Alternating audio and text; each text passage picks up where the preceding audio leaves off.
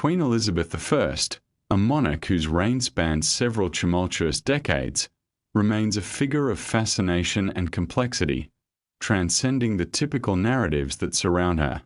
Beneath the facade of royal decorum and the public image she meticulously crafted lay a person imbued with eccentricity and wit. Her life, marked by a blend of secrecy and ceremonial tradition, reveals a tapestry of realities often overlooked in historical accounts. From idiosyncratic behaviors, such as her preferences in canine companionship, to the subtle nuances in her royal engagements, the lesser-known anecdotes paint a picture of a queen who was profoundly human. This examination offers an insightful glimpse into the peculiar yet relatable aspects of her character, moving beyond the grand stories typically chronicled in textbooks. Join us on this exploration of 53 remarkable tales that illuminate the unexpected facets of Elizabeth's life as we delve into one of history's most enigmatic figures. Queen Elizabeth II carried what appeared to be a conventional handbag, yet this seemingly ordinary accessory, often small, boxy, and limited to shades like black or cream, held a complex significance within her royal life. Observers close to her recognized that this was no typical purse. It served as a silent communicator in a world where words were sometimes insufficient. For her aides and royal confidants, subtle movements of the bag conveyed messages that were pivotal to navigating royal engagements. When the Queen transferred her handbag from one hand to the other during a conversation, it signaled her desire to conclude the interaction. Placing the bag on the floor indicated an urgent need for her to be excused, and should she twist it in her fingers, it denoted her profound displeasure or boredom with the discussion. Such gestures were tools of diplomacy, and her staff underwent training to decode these signals meticulously. A shift to her right hand prompted staff to intervene with a plausible excuse, while the bag resting on a surface called for a prompt resolution of the meeting. Yet, beneath the surface lay a rather ironic truth. A monarch known to reign over an empire found herself resorting to unspoken cues rather than straightforward requests for departure. This system of signaling, whether contrived by the Queen herself or a product of an evolutionary process in royal etiquette, became emblematic of a broader truth about the monarchy. In a realm where directness might be considered mundane, the dynamics of royal communication thrived on subtext and grace, highlighting the contrasting expectations between commoners and royalty. The handbag thus transcended mere utility. It represented a boundary, intricately designed with gold stitching, symbolizing the delicate balance between power and protocol in her public life. Inside, it housed essentials such as reading glasses, lipstick, a folded $5 note for church donations, and occasionally a crossword puzzle. Yet, it was the unsaid words, the muted power of her handbag, that conveyed the essence of her reign. In her innovative capacity, she didn't only utilize the bag for discreet communication, she also pioneered a new breed of dog, showcasing her creativity not just in matters of state but in her personal passions. Queen Elizabeth II's relationship with her jewelry is steeped in a profound and often unacknowledged superstition, revealing a nuanced aspect of her character that belied her public persona. To the casual observer, her collection, adorned with diamonds as large as ice cubes and tiaras imbued with rich histories, sparkled like the treasures of a fairy tale. Yet, within this opulent assortment, there existed a select group of jewels that the Queen deliberately chose to forego. This refusal stemmed not from their aesthetic appeal or current fashion trends, but from a quietly held belief in the power of objects to retain memory and meaning. Though she never openly discussed her superstitions, insights from those in her inner circle indicated that certain gems were shunned due to their historical associations with personal scandals, familial rifts, or long-standing political intrigues. Some stones were simply believed to harbor curses of misfortune, and these she left undisturbed in their vaults. The Queen appeared to embrace, if not wholeheartedly believe in, the idea that some jewels were not mere adornments, They served as witnesses to bygone events and, in some cases, traumas too weighty for contemporary wear. Among the many pieces, one particular brooch became less visible after the 1950s, rumored to have been linked to a private incident shrouded in silence. Other jewels bore connections to previous monarchs whose legacies were less than noble, fostering an understanding in Elizabeth that the symbolism encapsulated in these artifacts could transcend the personal to reflect the broader narratives of the crown. Rather than succumbing to fear, her practice indicated a respect for tradition and an awareness of the implications inherent in every choice of adornment. Elizabeth's decision-making regarding her jewelry was indicative of her broader approach to life and rule, characterized by caution yet also defiance. For example, her wedding tiara met with misfortune when it snapped just hours before the ceremony.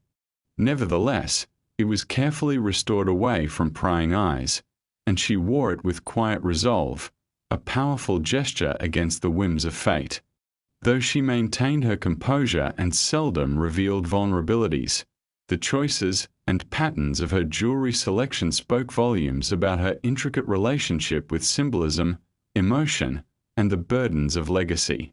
In an age where raw displays of emotion often dominate, her deliberate restraint added further complexity to her formidable reign, ensuring that, for her, the significance of each gem was never merely decorative but deeply intertwined with her identity as a monarch. Queen Elizabeth I possessed a profound aversion to outward displays of emotion, a characteristic that shaped her reign and public persona. She seldom wept in public, even during moments of collective mourning, such as funerals or national tragedies. When she did manage to shed a tear, it commanded attention, astonishingly becoming headline news. This adherence to emotional restraint was not indicative of an absence of feeling. Rather, those who knew her personally describe her as an individual of considerable emotional depth and sensitivity. Elizabeth meticulously maintained a distinction between her private emotions and her public duties, believing that the monarch's role was not to indulge in communal grief but to provide stability amidst turmoil. In times of crisis, while many succumbed to despair, she exhibited a steadfast demeanor, offering a calming presence rather than succumbing to emotion. Her approach was to absorb the collective sorrow rather than to reflect it. A notable example occurred after the tragic death of Princess Diana in 1997, when public mourning surged. Critics argued that Elizabeth's initial lack of visible sorrow was a failure. However, when she eventually addressed the nation from Buckingham Palace, her composed and steady delivery acknowledged the grief without surrendering to it. This moment significantly shifted the public sentiment, not because she displayed overt emotionality, but because she remained resolute. Throughout her lifetime, Elizabeth's emotional discipline remained consistent, whether during weddings, funerals, or jubilant celebrations. She habitually maintained an even demeanor, characterized by a soft smile and respectful gestures rather than grand gestures. Even in private, she avoided indulging in overt emotional displays, preferring a rational approach to challenges. Her staff quickly learned that they must present issues factually, eschewing drama in favor of solutions. While viewing her restraint through contemporary perspectives may lead to critiques of emotional repression, for Elizabeth, it was a matter of duty. She believed the monarchy should stand unyielding, especially in moments when the public could not. Although her emotions were kept private, her presence in public remained unwavering. Interestingly, during moments of solitude away from the public eye, she sought to reconnect with her inner self, often taking solitary walks through her estates, reflecting a quieter, more personal side of her identity. Queen Elizabeth II possessed a unique affinity for immersing herself in the tranquility of her estates, often choosing to do so in disguise. Stripped of the symbols of her sovereignty, her crown and retinue, she donned a simple scarf, a nondescript coat, and practical shoes, embarking on solitary journeys through her gardens and woodlands. Whether at Balmoral or Sandringham, she found solace away from the formalities of palace life, occasionally accompanied by a canine companion, yet often relishing the company of her own thoughts. These excursions transcended mere physical activity. They represented a personal assertion of freedom, a subtle act of defiance amidst her otherwise tightly choreographed existence. Known informally among her staff as her escape hours, these walks offered her a rare reprieve from the intense scrutiny that accompanied her role as monarch. In the serene embrace of nature, Elizabeth was relieved from the expectations of performance, donning instead the unadorned identity of a woman enjoying the simple act of walking. One memorable occasion captured this essence perfectly. While strolling near Balmoral, she was approached by a group of American tourists who mistook her for a local resident. Their inquiry about her proximity to the Queen elicited a deadpan response. "No, but he has," gesturing towards her security detail. This moment of humor, earned after decades of royal duty, illustrates the nuanced dynamic of her public persona. The significance of these walks lies not merely in the monarch's ability to remain inconspicuous, but in what they reveal about her life, a life marked by omnipresent visibility where every nuance was scrutinized. Yet, these solitary outings represented an infusion of normalcy, fleeting moments where she was liberated from her royal identity and simply existed. Throughout her reign's most demanding periods, Elizabeth valiantly protected this personal ritual. Her family and aides understood the unspoken protocol. When she prepared to venture out, they respectfully withdrew, allowing her the space to reclaim her individuality. Upon her return, she seamlessly transitioned back into her role as queen, embodying poise and grace, ever ready for the responsibilities that awaited her. The hallmark of her position was an adherence to a silent rule. The Queen never leads, neither in applause nor in conversation, reinforcing the complexities woven into the fabric of her public and private life. In the realm of royal etiquette, Queen Elizabeth I's approach to public applause reveals a profound understanding of sovereignty and its subtleties. Her refusal to clap first was no mere exhibit of hesitation or reluctance. It was a conscious adherence to a well-established protocol. Engaging in applause before the Queen did not merely signify enthusiasm but rather an overt endorsement of whatever performance or event took place. Therefore, she withheld her approval until the appropriate social cue emerged, allowing her to gauge the atmosphere of the gathering, a skill that illustrated her keen perception and self-restraint.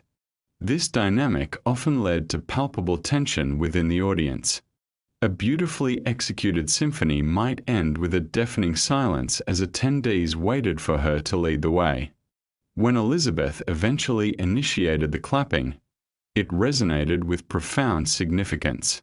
At times, she would relinquish the cue to a host, another member of the royal family, or a politician, knowing that the subtleties of her gestures, an elegant nod, a soft smile, could signal her approval without the need for vocalization. Her meticulous timing in these moments symbolized not just cautious leadership, but also an acute awareness of the power she wielded. The timing of her applause could denote eagerness or indifference. Each clap was a carefully measured response that meticulously calibrated her public persona. Ultimately, this seemingly trivial act served as a poignant metaphor for Elizabeth's reign, characterized by deliberation and observancy rather than impulsivity. When she chose to applaud, it signified genuine acknowledgement, a rare instance of a monarch extending favor to those who had earned it. Applause became her form of currency in the court, imbued with respect and significance. Accompanied by her endearing expressions, those moments transformed gatherings, reflecting her ability to strike a delicate balance between regal composure and personal warmth. Those rare glimpses of her laughter betrayed a softer side, hinting at an emotional depth that transcended her carefully curated exterior. In discerning her laughter, one might uncover a remarkable truth. It was a fleeting revelation of her humanity amid the responsibilities of a formidable queen. Queen Elizabeth II possessed a distinctly unusual laugh, characterized by its brevity and suddenness, often slipping under the radar of those around her. It lacked the resounding quality one might anticipate from a monarch, mulled by a life amidst the ritualistic fanfare of courtly existence. Instead, her laughter was subtle, a fleeting expression of amusement, more akin to a punctuation mark in a discourse than a full-bodied narrative. Observers noted its unexpected nature. This surprise laugh emerged unexpectedly, typically a soft, high-pitched ha, accompanied by a slight lift of her shoulders and a barely perceptible glimmer in her eyes. It would fade as quickly as it surfaced, yet its impact on the ambience of the room was palpable. This laugh held the remarkable ability to transform the environment, shifting the rigid formality of royal engagements into moments of genuine camaraderie. It rendered her staff into intimate allies and turned grand ceremonial occasions into shared human experiences.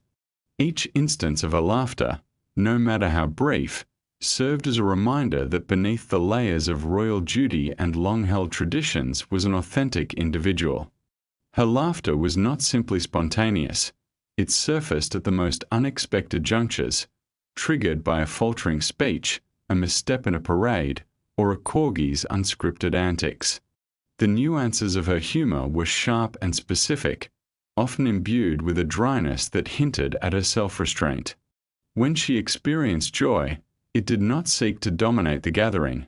Rather, it was an intimate reflection, a rare glimpse of her private self peeking through the carefully maintained exterior of her public persona. Privately, insiders suggest her laughter was more frequent, flourishing in the company of horses, dogs, and trusted acquaintances. Yet, every so often, amid the orchestrated perfection of an official event, this moment of levity would escape her lips, just enough to elicit a smile from those present, an ephemeral reminder, there she is, in all her humanity. However, should any situation genuinely irritate her, the laughter would vanish instantaneously, as embodied in her disdain for a scratchy pen marring the smooth surface of royal stationery, a detail that underscored her meticulous nature. Queen Elizabeth II demonstrated a distinct aversion to the tactile disturbances caused by inferior writing instruments, an analogy one might draw to the universal discomfort of nails scraping against a chalkboard. For her, the erratic sounds and feelings produced by poorly made pens were not mere inconveniences but significant affronts to her sensibilities. Within the elaborate framework of her royal preferences, this specific disdain for rough writing instruments was both peculiar and rigorously observed. The Queen favored pens that glided seamlessly over paper, tools that flowed with grace and precision. She displayed a remarkable acuity, able to discern a substandard pen without need of visual confirmation. The very sound of a pen misbehaving was enough to alert her. Such inadequacies promptly warranted removal without any outward display of irritation, simply a straightforward replacement representing her authority and preference for the established. Her chosen writing instruments were typically fountain pens of notable pedigree, often associated with brands such as Parker or Mlank, and she gravitated toward blue-black ink, a color that exuded tradition and seriousness, mirroring Elizabeth herself. The act of signing her name was imbued with purpose. These inscriptions carried the weight of governmental changes, policy endorsements, and royal bestowals. Each stroke held significance, rendering the pen an extension of her sovereign authority. Any betrayal in the reliability of her pen, a scratch or an unwelcome squeak, signified a breach in the continuity of her royal proceedings, a disruption that extended beyond mere discomfort into the realm of tradition itself. This aversion underscored her desire for mastery and predictability within the everyday rituals of her reign. Signing her name, a routine she had executed countless times, should elicit recognition and familiarity rather than the anxiety of an unwelcome experience. Further emphasizing her adherence to consistency, Queen Elizabeth II's principles extended to the realm of tradition, impervious even to the whims of the elements. Severe weather, whether torrential rain or fierce winds, were no excuse to deviate from established customs. Her steadfast commitment to tradition remained unshaken, illustrating her meticulous nature as a sovereign who upheld her duties with unwavering resolve, indifferent to the tumult of the outside world. Queen Elizabeth II distinctly maintained the steadfastness of royal tradition, impervious to the whims of weather, whether it was rain, shine, wind, or the sweltering heat of summer. This commitment to tradition was not a mere act of obstinacy, but rather a manifestation of disciplined conviction. She believed deeply in the principle that the rituals of monarchy should withstand even the most capricious elements. One might expect that, after decades of outdoor engagements, garden parties, parades, and inspections, she would occasionally yield to the threat of inclement weather. Yet, she unwaveringly held her ground, demonstrated through iconic images of her standing resolutely in torrential rain, her hat secured, coat buttoned to the chin, all while the wind buffeted around her. Though umbrellas were permitted, they had to be transparent, ensuring her visage remained visible to the public, a strategic decision that underscored her commitment to visibility as a fundamental aspect of duty, irrespective of external conditions. Her choice of attire was carefully crafted to align with these principles. Her renowned coats were not only stylish but also designed to defy the elements, her hats fortified against the fiercest gusts, and her gloves effectively gripping even when damp. This was not merely about a facade of enjoyment of the rain. Discomfort was acknowledged, yet she refused to let it impede her royal responsibilities. The essence of her monarchy rested on the principle of presence.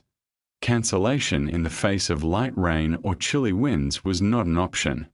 Staff and the public alike were acutely aware of this ethos. Crowds would gather for hours under their umbrellas, knowing she would honor her commitment to show up, regardless of the weather. Her presence was a declaration that traditions must be upheld, devoid of any allowance for climatic variability. Furthermore, upon her arrival, be it sun-drenched or rain-soaked, she occupied the same designated spot, for there existed an unalterable rule within royal residences. The Queen's chair was uniquely hers, an emblem of her enduring authority and the relentless constancy of her reign.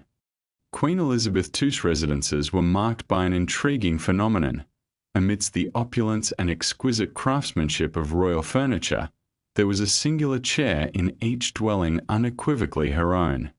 This was not always the grandest seat nor the epitome of comfort, yet its significance transcended mere aesthetics. At Balmoral, her favoured armchair was modestly positioned by a window, offering a view of the lawn where her dogs frolicked. In Windsor, a plush seat near the glow of the fireplace became the backdrop to her evening ritual of reading state papers while enjoying a dubonnet. Buckingham Palace featured a chair that maintained a distant air of formality, upright and primed for decorum, yet it remained a bastion of personal familiarity. Absence of ostentation marked its importance. No signs directed where one should or should not sit, yet there existed a profound unspoken understanding of its sanctity. Staff, family, and guests alike navigated their positions around this delicate throne, never daring to occupy it, thereby reinforcing its personal nature. Over the years, this chair became a repository of memories, state documents perused in its embrace, faithful dogs resting beneath it, and conversations throbbing with significance occurring in its vicinity. Despite her dominion over realms, the Queen's unchanging routines often revolved around her singular chair. A testament to her authority and comfort, it exuded an air of familiarity years in the making, evoking both respect and reverence. Even in her absence, these seats stood untouched, as if imbued with her spirit. Among the royal milieu, when a conversation dragged on without end, her subtle expression of discontent was not verbal. Rather, it was summed up in her decisive yet quiet departure from the room, a hint powerful enough to denote her dissent without uttering a word. Indeed, This presence and the significant weight of her unyielding routines held unspeakable power while embodying the quiet majesty of her nearly unrivaled role. Queen Elizabeth II exhibited a remarkable ability to gracefully exit conversations, a skill that transcended the mere act of leaving a social interaction. This sovereign did not rely on bodyguards or aides to fabricate reasons for her departure. Rather, she utilized a more subtle, profoundly effective method, simply walking away. When she had reached her limit in a dialogue, whether it be a tedious recounting of distant familial anecdotes or monotonous chatter, she would stand, offer a faint smile, and seamlessly extricate herself from the exchange, akin to fog dissipating in sunlight. This action, while seemingly abrupt, was far from impolite. It was a testament to her efficiency, refined through years of experiencing far greater demand for her time than she could ever accommodate. Elizabeth possessed an internal clock for each engagement, acutely aware of the precious minutes slipping away. Those who failed to capture her interest swiftly found their narratives, no matter how grand or well-intentioned, abruptly truncated. Wordlessly, she would vanish from the discourse, leaving her interlocutor momentarily bewildered. This silent dismissal was not confined to state banquets or royal receptions. It permeated even intimate family gatherings, where guests often lost track of her presence mid-sentence, only to realize they were now addressing an empty space, a symbol of her effortless exit. Observers within the palace recognized a nuanced choreography to her departure, a slight nod, a pause for reflection, followed by her graceful move to another focal point. The absence of theatrics marked her style. There was no sarcasm, save for rare occasions, but rather a dignified, unspoken closure to interactions. Despite her adeptness in disengaging from human company, there remained one steadfast group that she believed would never abandon her, the corgis. For Elizabeth, these loyal companions seemed to possess an intrinsic understanding of the monarchy, an instinctual bond that transcended the intricacies of human relationships. In the symbiotic silence shared with her beloved dogs, she found a form of companionship that spoke to her deep connection to the institution she represented, offering an anchor in the midst of her solitary royal journey. Queen Elizabeth II once expressed her belief that her beloved corgis possessed an understanding of royal protocol, a notion that might evoke amusement or even the whimsical beginning of a children's tale. However, for those who observed the Queen alongside her loyal pack of corgis, the assertion began to feel less far-fetched. These dogs exhibited a remarkable restraint. They refrained from barking at the Queen's feet, resisting the temptation to leap onto her lap without invitation, and were far from destructive. Their behavior suggested an innate sense of decorum. They seemed aware of the appropriate moments to enter or exit a room, when to remain seated, and how to conduct themselves in various settings. Several palace aides acknowledged that the corgis appeared to grasp ceremonial expectations better than certain younger royals. They stood at attention during formal events, waited patiently during meal services, and discerned between formal gatherings and casual family time. While they were likely trained to some degree, their adherence to protocol seemed almost instinctual. Elizabeth regarded her corgis as integral to her household, viewing them not merely as pets but akin to staff members, though not footmen, rather ambassadors of grace on four legs. This unique perception was largely accepted in British tradition without much scrutiny. The corgis enjoyed amenities that included specially prepared meals and their own quarters, even receiving Christmas stockings in later years. They traveled with the Queen on private flights and participated in official photographs, mirroring the rhythm and stability of the monarchy itself. This consistency was notable, especially in a life governed by rigid protocol. Some suggested that the Queen's interpretation of her dog's behavior was a reflection of her own need for order in a chaotic world, while others believed these companions indeed tapped into the very essence of her carefully constructed environment, the energy, timing, and discipline she fostered throughout her reign. Regardless of how one interprets this bond, the corgis undoubtedly remained her most trusted confidants, embodying a unique emotional intelligence. In their silent companionship, they transcended the need for speeches, scandals, or memoirs, offering instead a profound loyalty that comforted the Queen during her 70-year reign. Thus, it seems that the most significant truths of her life and legacy may not reside within the hallowed halls of Parliament or the grandeur of palaces, but rather in the simple, knowing gaze of a dog attuned to the cadence of her royal duty. Queen Elizabeth II's unique connection with her corgis and the curious invention of the dorgi exemplify both the whimsical and complex facets of her reign. While most individuals may adopt a pet, the Queen commissioned her collection. Over her lifetime, she kept more than 30 corgis, all descendants of her first beloved dog, Susan, a gift marking her coming of age at 18. The royal pup enjoyed an opulent existence, traveling on private jets and even playfully interacting with royal staff, albeit with some unruly behavior, to the extent that she reportedly bit a royal clock window. However, Elizabeth's affection for her corgis led to an unexpected crossbreed with Princess Margaret's dachshund, resulting in the dorgi, a curious blend that looked whimsically like a hot dog sporting a lion's manner. This new breed quickly won the Queen's heart, bringing forth a lineage of dorgas with names that echoed the quirkiness of Downton Abbey's footmen: Tinker, Cider, Vulcan, and Candy.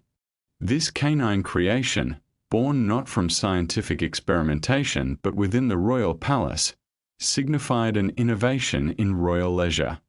Under her care, these dogs dined on carefully curated meals, eschewing leftovers for fresh chicken, rice, and beef, presented often on silver platters, transforming mealtime into an occasion reminiscent of a royal ceremony.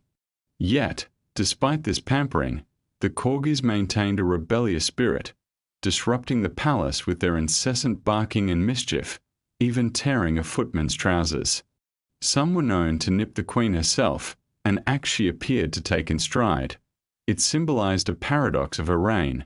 While she could command nations, she seemed unable to tame the wild essence of her beloved dogs, whose spirit mirrored the very nature of her own rule. In a rather humorous twist, not all passers-by recognized the Queen as she walked with her dogs. At one point, a group of tourists failed to discern her identity, prompting her to playfully engage with their obliviousness. This engaging anecdote adds layers to her character, showcasing her ability to relish moments of anonymity even amidst royal obligations.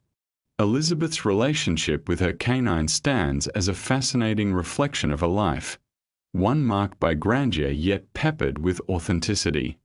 Each bark, waddle, and moment of chaos served as a reminder that within the halls of power, the simplicity of life and its unexpected joys were also at play.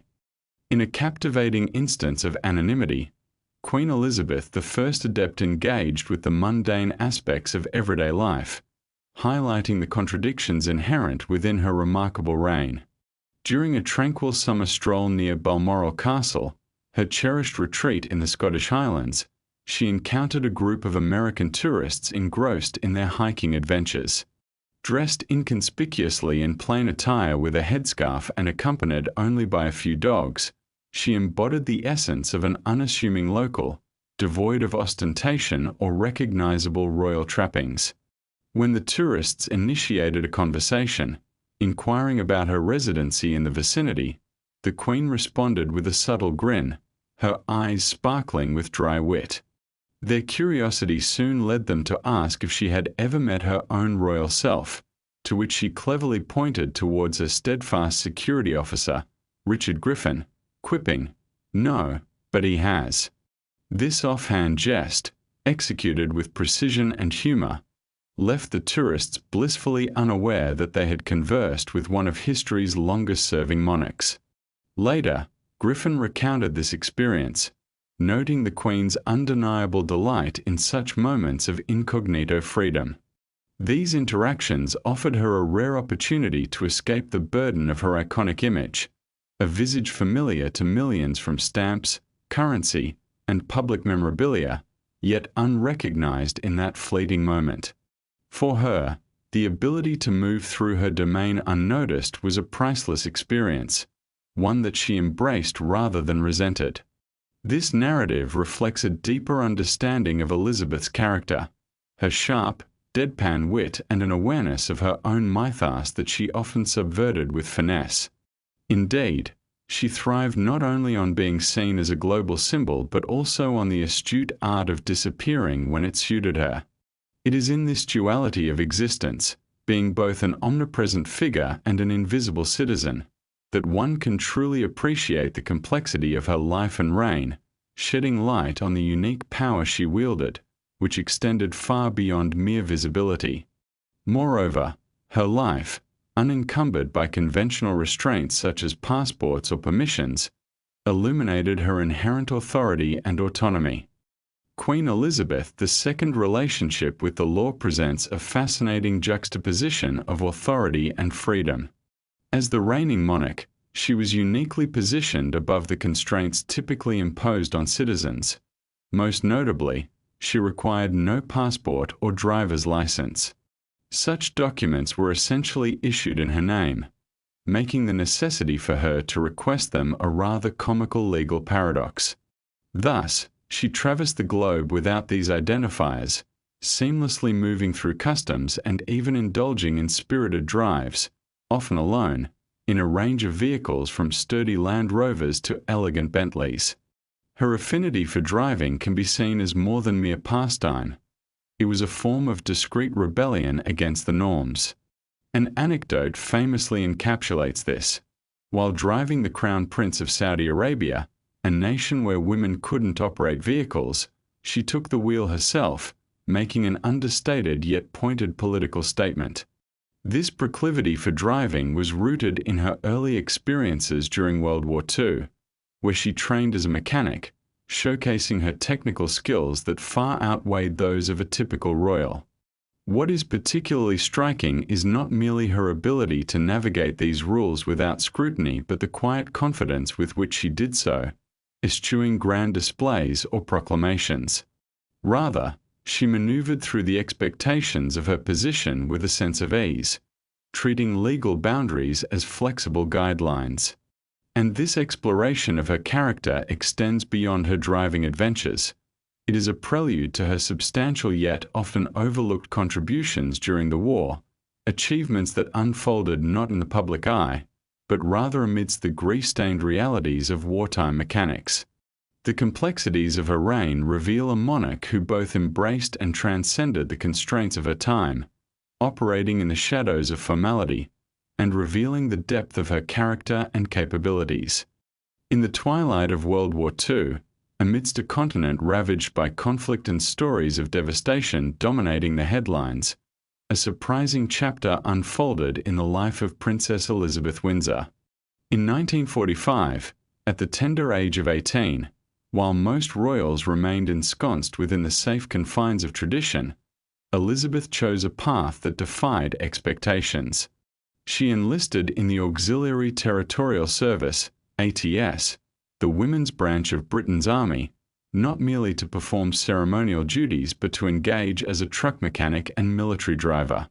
During her training in London, Elizabeth immersed herself in the gritty realities of war, mastering the intricacies of engine repair, tyre changes, and gearbox reconstruction.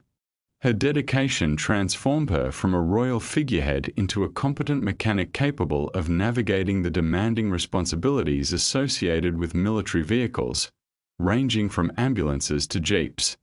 Newspapers soon dubbed her Princess Auto Mechanic, a title she embraced with surprising nonchalance. Her father, King George VI, held reservations, and her mother responded with dismay. Yet Elizabeth was resolute in her desire to contribute meaningfully to the war effort, far beyond the superficial engagements expected of her royal status.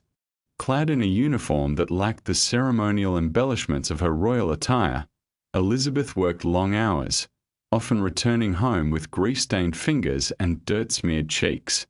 Within the ranks of the ATS, she was known simply as number 230873, a trainee without the privileges afforded by her title.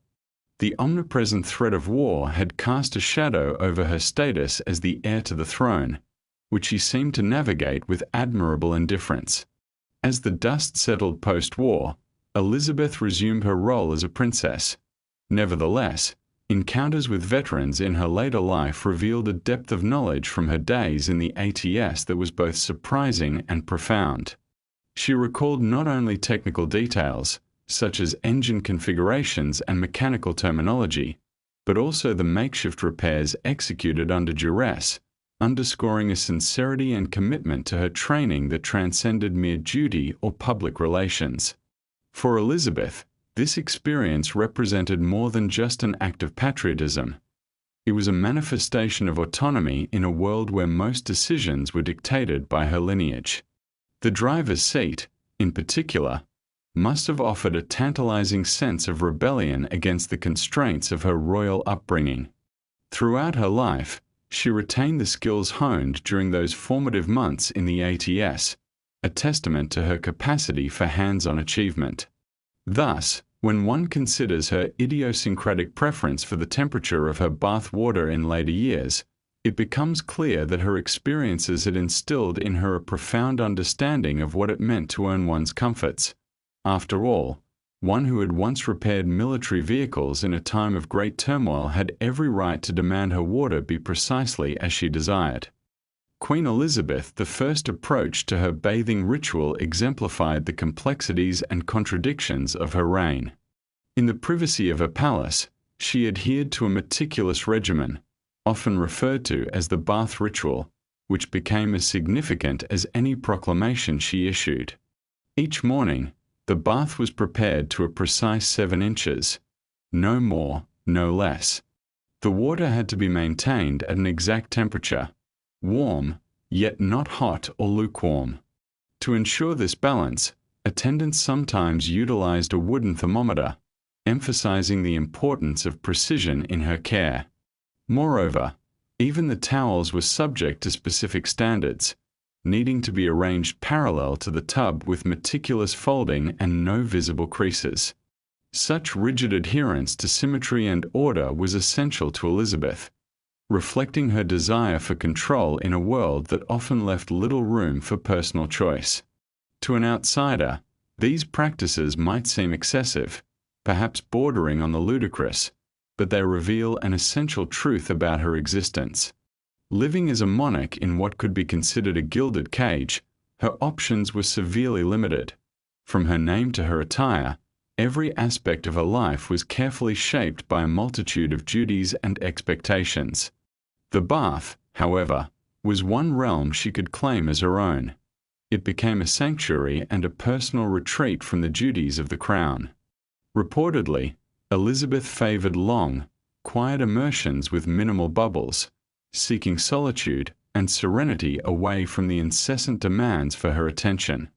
Even in her later years, past the age of 90, this ritual persisted, offering her a sense of stability amid the incessant requirements of her position. If mistakes were made by her staff in the execution of this routine, while not punished, such missteps resulted in a loss of trust, showcasing her need for discipline. Yet, it is crucial not to misinterpret her penchant for ritual as mere narcissism. It was an assertion of control and order in the face of a chaotic and often unpredictable world, a discipline that extended even to the careful application of her lipstick, reflecting the enduring nature of her meticulousness. For Queen Elizabeth II, her reign of 70 years was not merely a testament to royal longevity but also a complex interplay of public perception and personal identity. One of the more intriguing aspects of her public persona was her signature lipstick shade, a vivid pink that seemed to transcend mere fashion choice. This color, often attributed to a bespoke formulation crafted for her coronation by the renowned cosmetics house Clarins, held significant meaning. It served not only as a striking visual element in countless photographs but also as a strategic tool. This meticulous attention to color made her presence assertive in the dull grayness of political happenings and royal engagements. This vibrant hue stood out against somber backdrops and was an essential part of her wardrobe, alongside her pearls and gloves. More than a mere accessory, her lipstick was an emblematic detail of her identity and the monarchy itself. The Queen's understanding of optics, essentially the art of being seen, was astute. She had a methodical approach to maintaining her appearance, reapplying her lipstick tactfully during events, yet never during meals, signaling a commitment to a carefully curated image rather than vanity. In a world filled with pomp and ceremony, it is a touch of familiarity that endears Queen Elizabeth to those who observe her closely. Her affinity for a particular shade of lipstick made her seem less distant. This seemingly mundane choice encapsulated the extraordinary nature of her reign, an ordinary habit that became symbolic of her steadfastness. Adding another layer to her carefully crafted public life was her preference for a particular drink, favoring gin with a substantial splash of mixer, further illustrating the intersection of royal decorum and personal preference. Each detail serves to ground her in the complexities of human experience, reminding us that beneath the regal exterior lay a woman of distinctive tastes and routines. Queen Elizabeth II's affinity for a strong drink is a fascinating facet of her character that illustrates the complexities of her reign. While one may assume her secret weapon in navigating the intricacies of monarchy lies in power, protocol, or her famously controlled demeanor, it turns out to be her preferred cocktail, a meticulously crafted blend of gin and dubonnet. This potent concoction, typically served before lunch, is a reflection of her personal taste and approach to life. 2 parts dubonnet, 1 part gin, garnished with a lemon slice, seedless and iced to perfection, often with a generous pour of gin that could provoke whispers among those in her inner circle.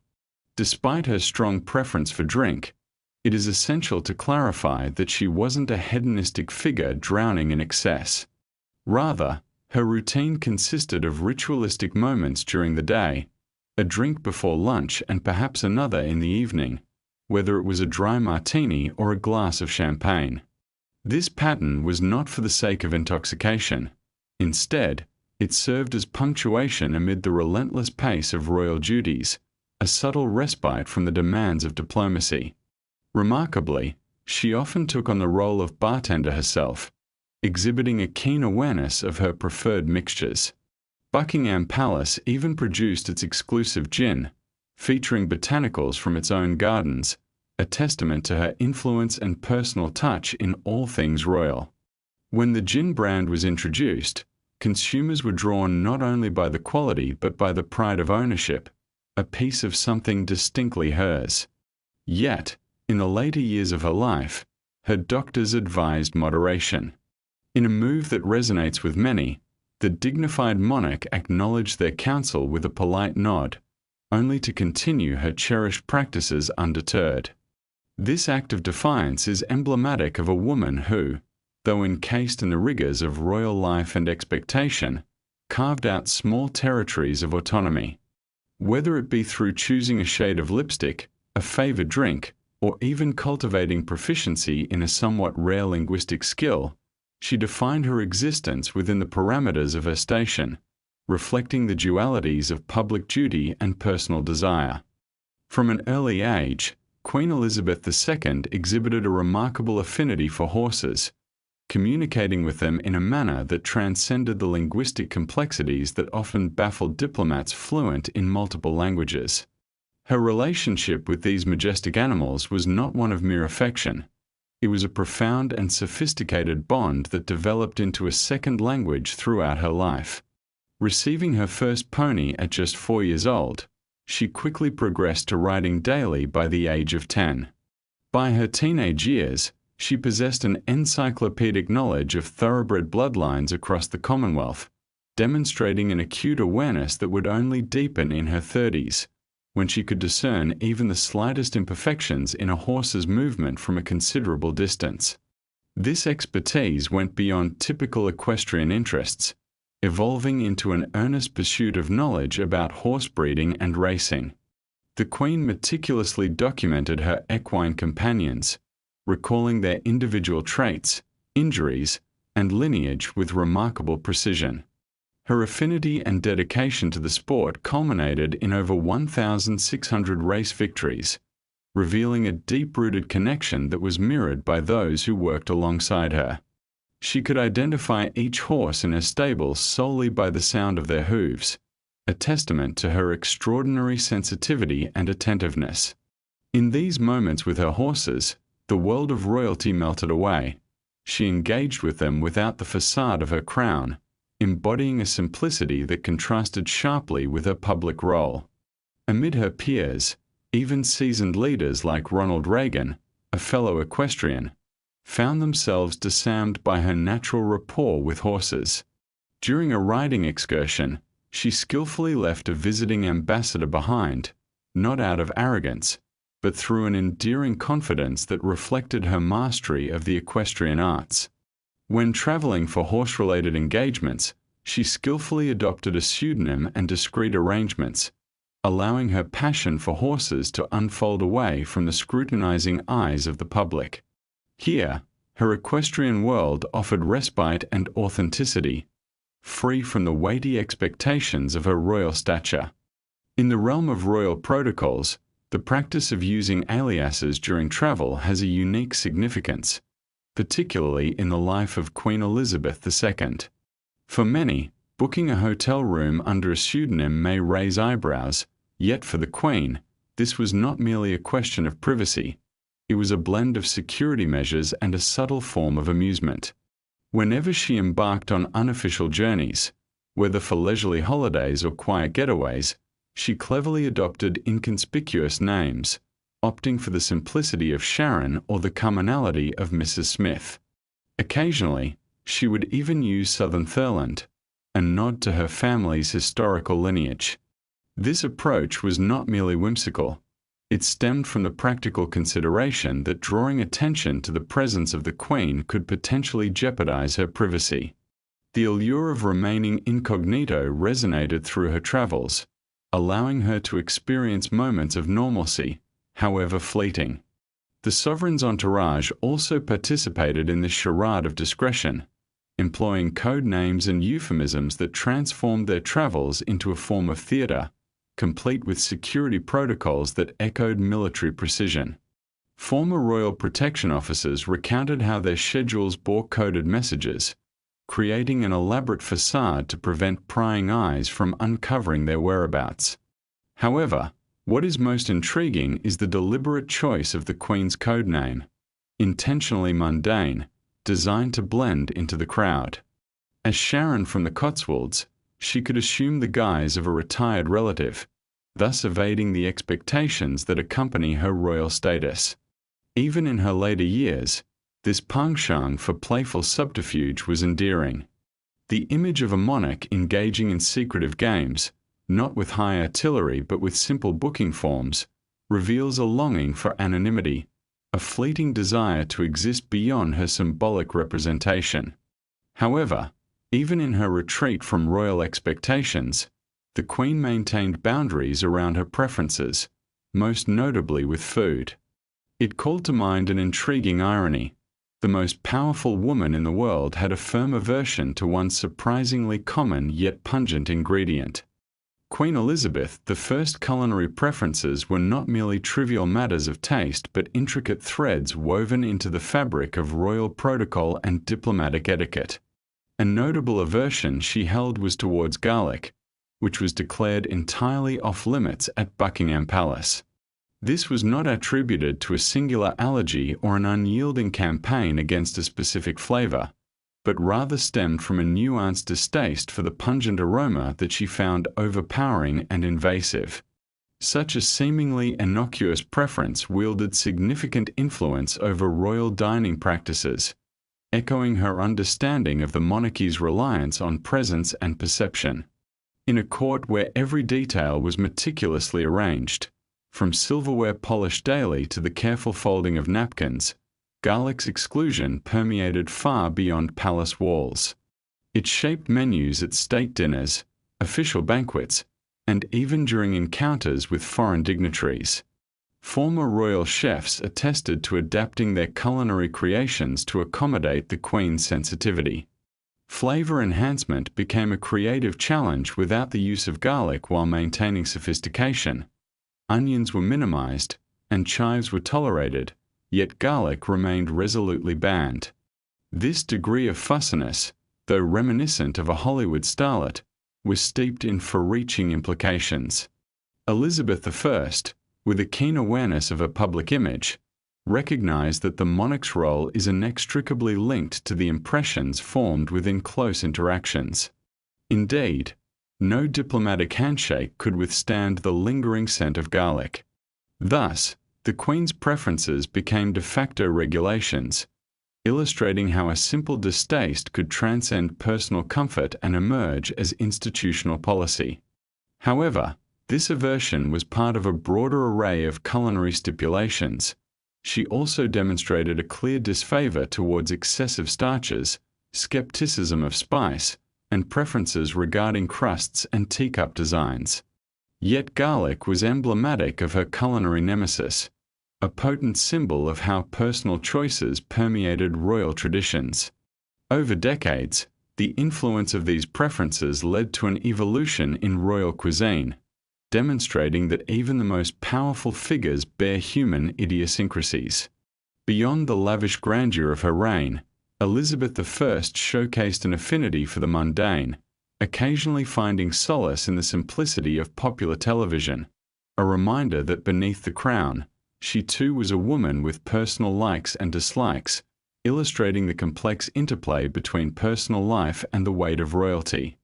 Beneath the gloss of her public persona, Queen Elizabeth II harbored a surprising, personal passion that starkly contrasted her regal image, a fondness for soap operas.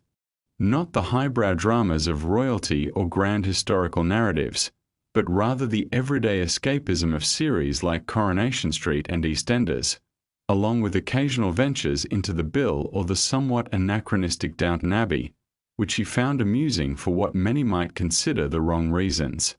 This was not merely a fleeting interest, it constituted a cherished ritual.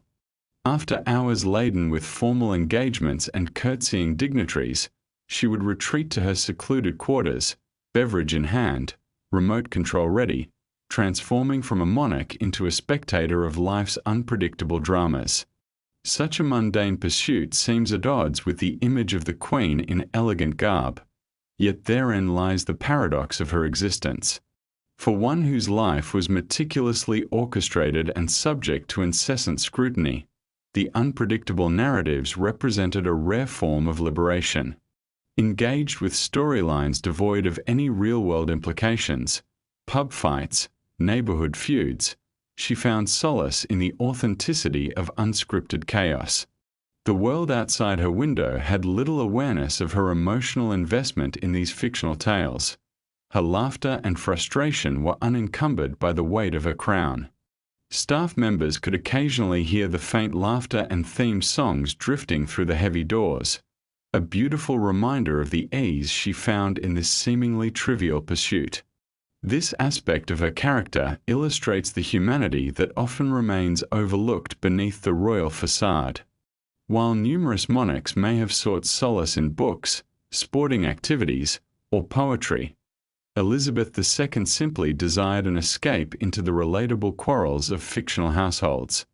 It is essential to remember that, unlike her soap opera counterparts, she meticulously documented her own narrative, one that no scriptwriter could alter. Thus, she was not just an observer of others' tales unfolding. She was, in quietude, crafting her own story amidst the intricate tapestry of monarchy. Queen Elizabeth II maintained meticulous diaries throughout her reign, a departure from traditional royal legacies that often include portraits and official pronouncements. Since her ascension to the throne in 1952, and possibly even earlier, she committed her thoughts to paper with unwavering consistency and a personal touch, meticulously handwritten in her distinctive cursive. These diaries, confining intimate observations about her engagements, conversations, and sentiments, remain inaccessible to all but her closest confidants. Not historians, aides, or even family members have glimpsed their contents, which are preserved under strict security, akin to royal relics. This extensive documentation chronicles her unfiltered responses to tumultuous global events over 70 years, including wars, royal ceremonies, and the social upheaval of various eras, all observed from her unique vantage point as a sovereign. Contemplations on significant figures such as Winston Churchill, reflections during poignant moments like Princess Diana's funeral, and even her silent judgments on current leaders remain undisclosed. The very nature of these diaries suggests a profound introspection, yet they remain enshrouded in mystery, as there exists no imperative to disclose them. They are personal records of a monarch who shunned public memoirs and spontaneous interviews. Elizabeth's reticence in sharing her voice, often relegated to scripted messages, renders her diaries the sole raw outlet of her thoughts. These hidden reflections could potentially reshape perceptions of contemporary history or reveal the mundane realities behind a figure who witnessed so much yet spoke so little. The enigma persists. What insights might a queen privately document in solitude? Occasionally, however, she did choose to astonish, exemplified by her memorable cameo alongside James Bond. In a remarkable intersection of tradition and modernity, Queen Elizabeth II took part in a James Bond sketch that captivated a global audience in 2012. Clad in a peach dress and clutching her iconic handbag, the Queen welcomed Daniel Craig's James Bond at Buckingham Palace, ultimately leading to a scene where she ostensibly jumped from a helicopter over the London Olympic Stadium. This intriguing moment, while utilizing a stunt double for the leap, was significantly underscored by the authenticity of the encounter that preceded it. She was undeniably present at that pivotal moment, greeting Bond with the understated elegance that characterized her public persona. The concept originated from director Danny Boyle, who, in a relatively light-hearted manner, proposed the Queen's involvement in the opening ceremony film. To his surprise, she not only acquiesced but expressed a desire to act, even articulating a specific line, "Good evening, Mr. Bond," which further astonished royal aides. Secrecy shrouded the production, with palace insiders kept in the dark until the film's premiere. For years, the Queen had meticulously curated an image steeped in austere duty and dignified decorum. Yet this venture into light-hearted theatrics showcased an unexpectedly playful aspect of her character. The response from the public was one of astonishment, quickly transforming into laughter and applause, marking a rare moment where a collective global audience engaged in a shared sense of whimsy. The Queen, rather than merely participating, appeared to relish in the humor of the scenario, embodying a sharp comedic ability that had often gone unnoticed. Even without the theatrics of cinema, she could command a room, not with grand speeches, but through an enigmatic presence that spoke volumes in silence. This incident not only illustrated her skillful manipulation of public perception but also hinted at deeper layers of her personality, a keen sense of timing and an astute understanding of how to craft memorable moments that transcended the boundaries of her royal role. Queen Elizabeth II's interactions were marked by her distinctive approach to communication, particularly her aversion to trivial conversation and her masterful use of silence. Unlike most public figures who fill uncomfortable pauses with chatter, she employed silence as a strategic tool in social engagement. Small talk, that customary filler of gatherings and diplomatic encounters, held little appeal for her. Conversation, in her view, should not be squandered on mundane exchanges. In the presence of guests, ranging from Hollywood icons like Tom Hanks to global leaders, one could find themselves enveloped in the profound stillness of royal etiquette, a silence that often prompted introspection rather than discomfort. This was no mere coldness, but a deliberate choice reflective of her belief in the potency of silence. Elizabeth wielded it like a skilled artist, allowing moments of quiet to transform the atmosphere, much like the mist settling over a Scottish landscape. Reactions varied among her guests. Some felt unease, while others found solace in the unspoken understanding. Astute individuals quickly discerned that her silence served as a silent challenge, an invitation to navigate the intricacies of discourse and to contribute meaningfully. Her efficiency in social exchanges was palpable. If she appreciated a guest, the acknowledgement might come not through words, but via subtle indicators, perhaps an additional slice of dessert or a twinkle of merriment in her eyes. Conversely, if disinterest prevailed, the same courteous smile accompanied by an inkling of silence would signal the end of engagement, akin to a polite yet unmistakable dismissal. Thus, her manifest silence was far from void. It brimmed with meanings, judgment, humor, contemplation, or a tacit call to redirect the conversation. In moments of heightened tension, she possessed a graceful exit strategy, encapsulated in a simple phrase, a subtle yet potent signal to draw the interaction to a close. Queen Elizabeth II exhibited a remarkable ability to navigate the complexities of social interaction, a skill that served her throughout her reign. Despite her diplomatic prowess, she faced inevitable challenges presented by less than engaging conversations. Certain guests simply did not captivate. Foreign dignitaries occasionally exhibited neither charm nor intelligence. In these uncomfortable instances, Elizabeth II would employ a particular phrase that, while seemingly benign, carried an undertone of veiled criticism. How interesting. This two-word expression, accompanied by a smile that hinted at ambiguity, allowed her to mask her true feelings. For those familiar with her, including aides, family, and long-standing visitors, it served as a discreet signal indicating that the conversation's vitality was slipping away. Elizabeth II understood the subtleties of social dynamics, refraining from overt interruption, opting instead to allow how interesting to delicately suspend the awkward air around her. It was a strategic maneuver rather than a harsh dismissal. The Queen preferred to avoid confrontation, especially in public settings. Yet, she possessed a firm sense of boundaries, and those unassuming words acted as her protective barrier. Some observers noted that she frequently employed the phrase when faced with banal trivia or misguided political commentary, particularly when humor fell flat. What rendered this tactic so effective was not merely the phrase itself, but rather its impeccable timing. Elizabeth II bestowed how interesting with deliberate nonchalance, allowing tension to linger before gracefully redirecting the discussion. This unassuming closure often halted conversations without dissent, swiftly transitioning her back into the realm of engaging dialogue. Yet, not all guests comprehended this subtle cue.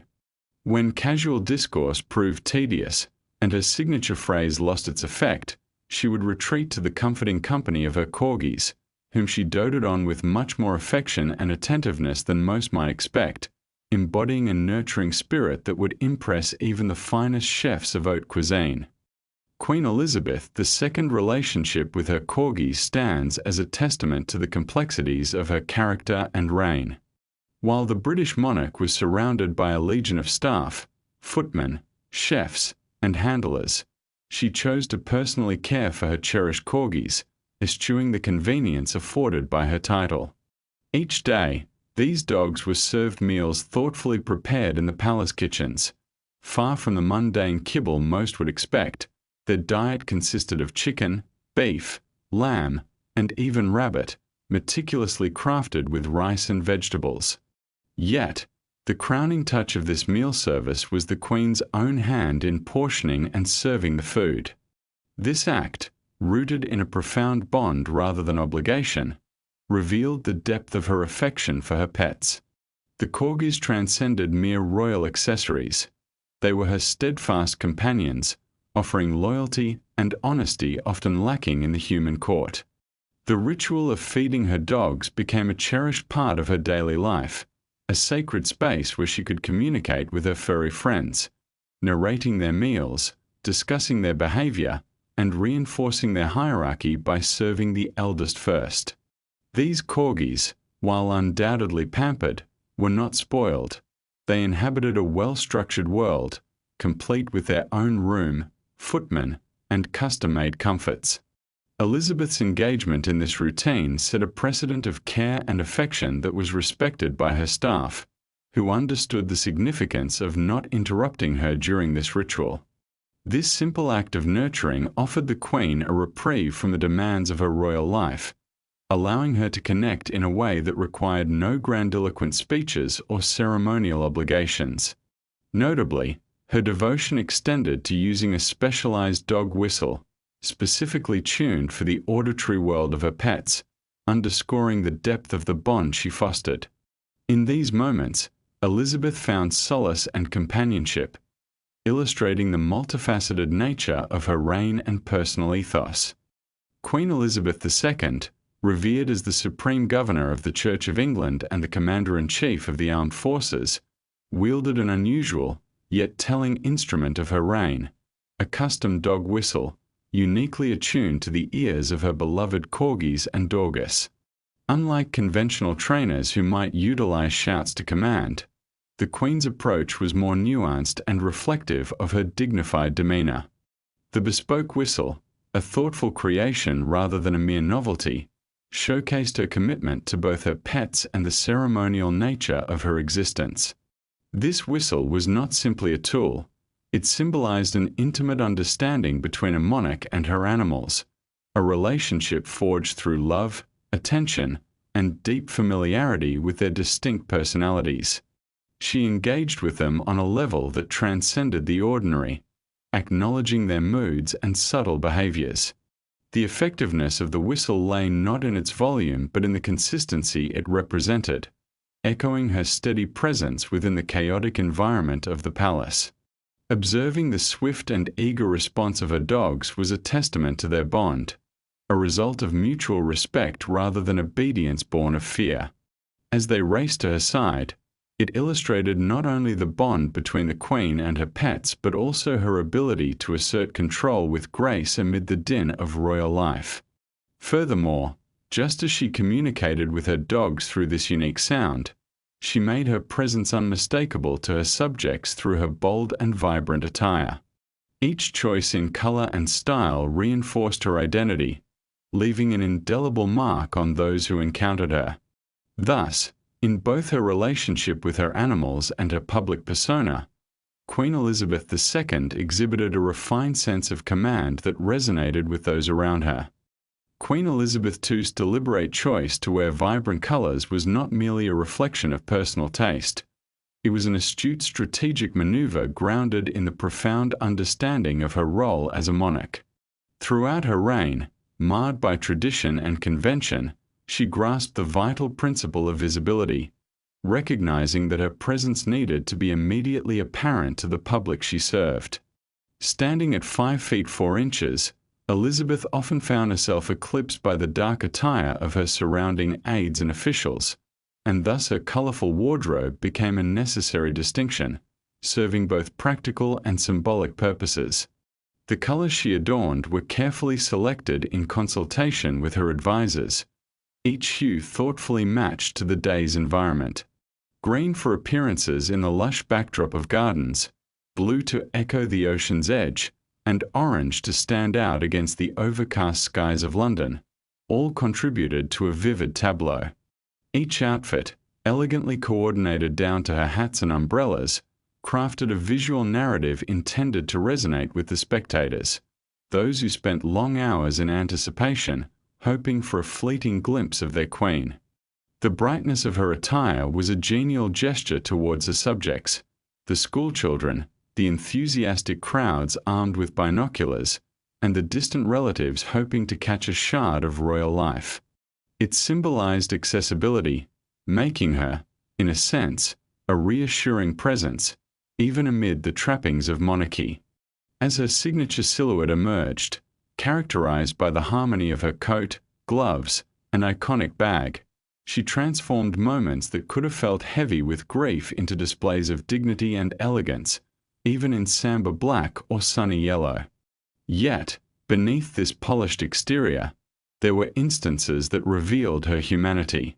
A notable episode where she stumbled showcased not just the serendipitous nature of public life, but also provided insight into her self-perception.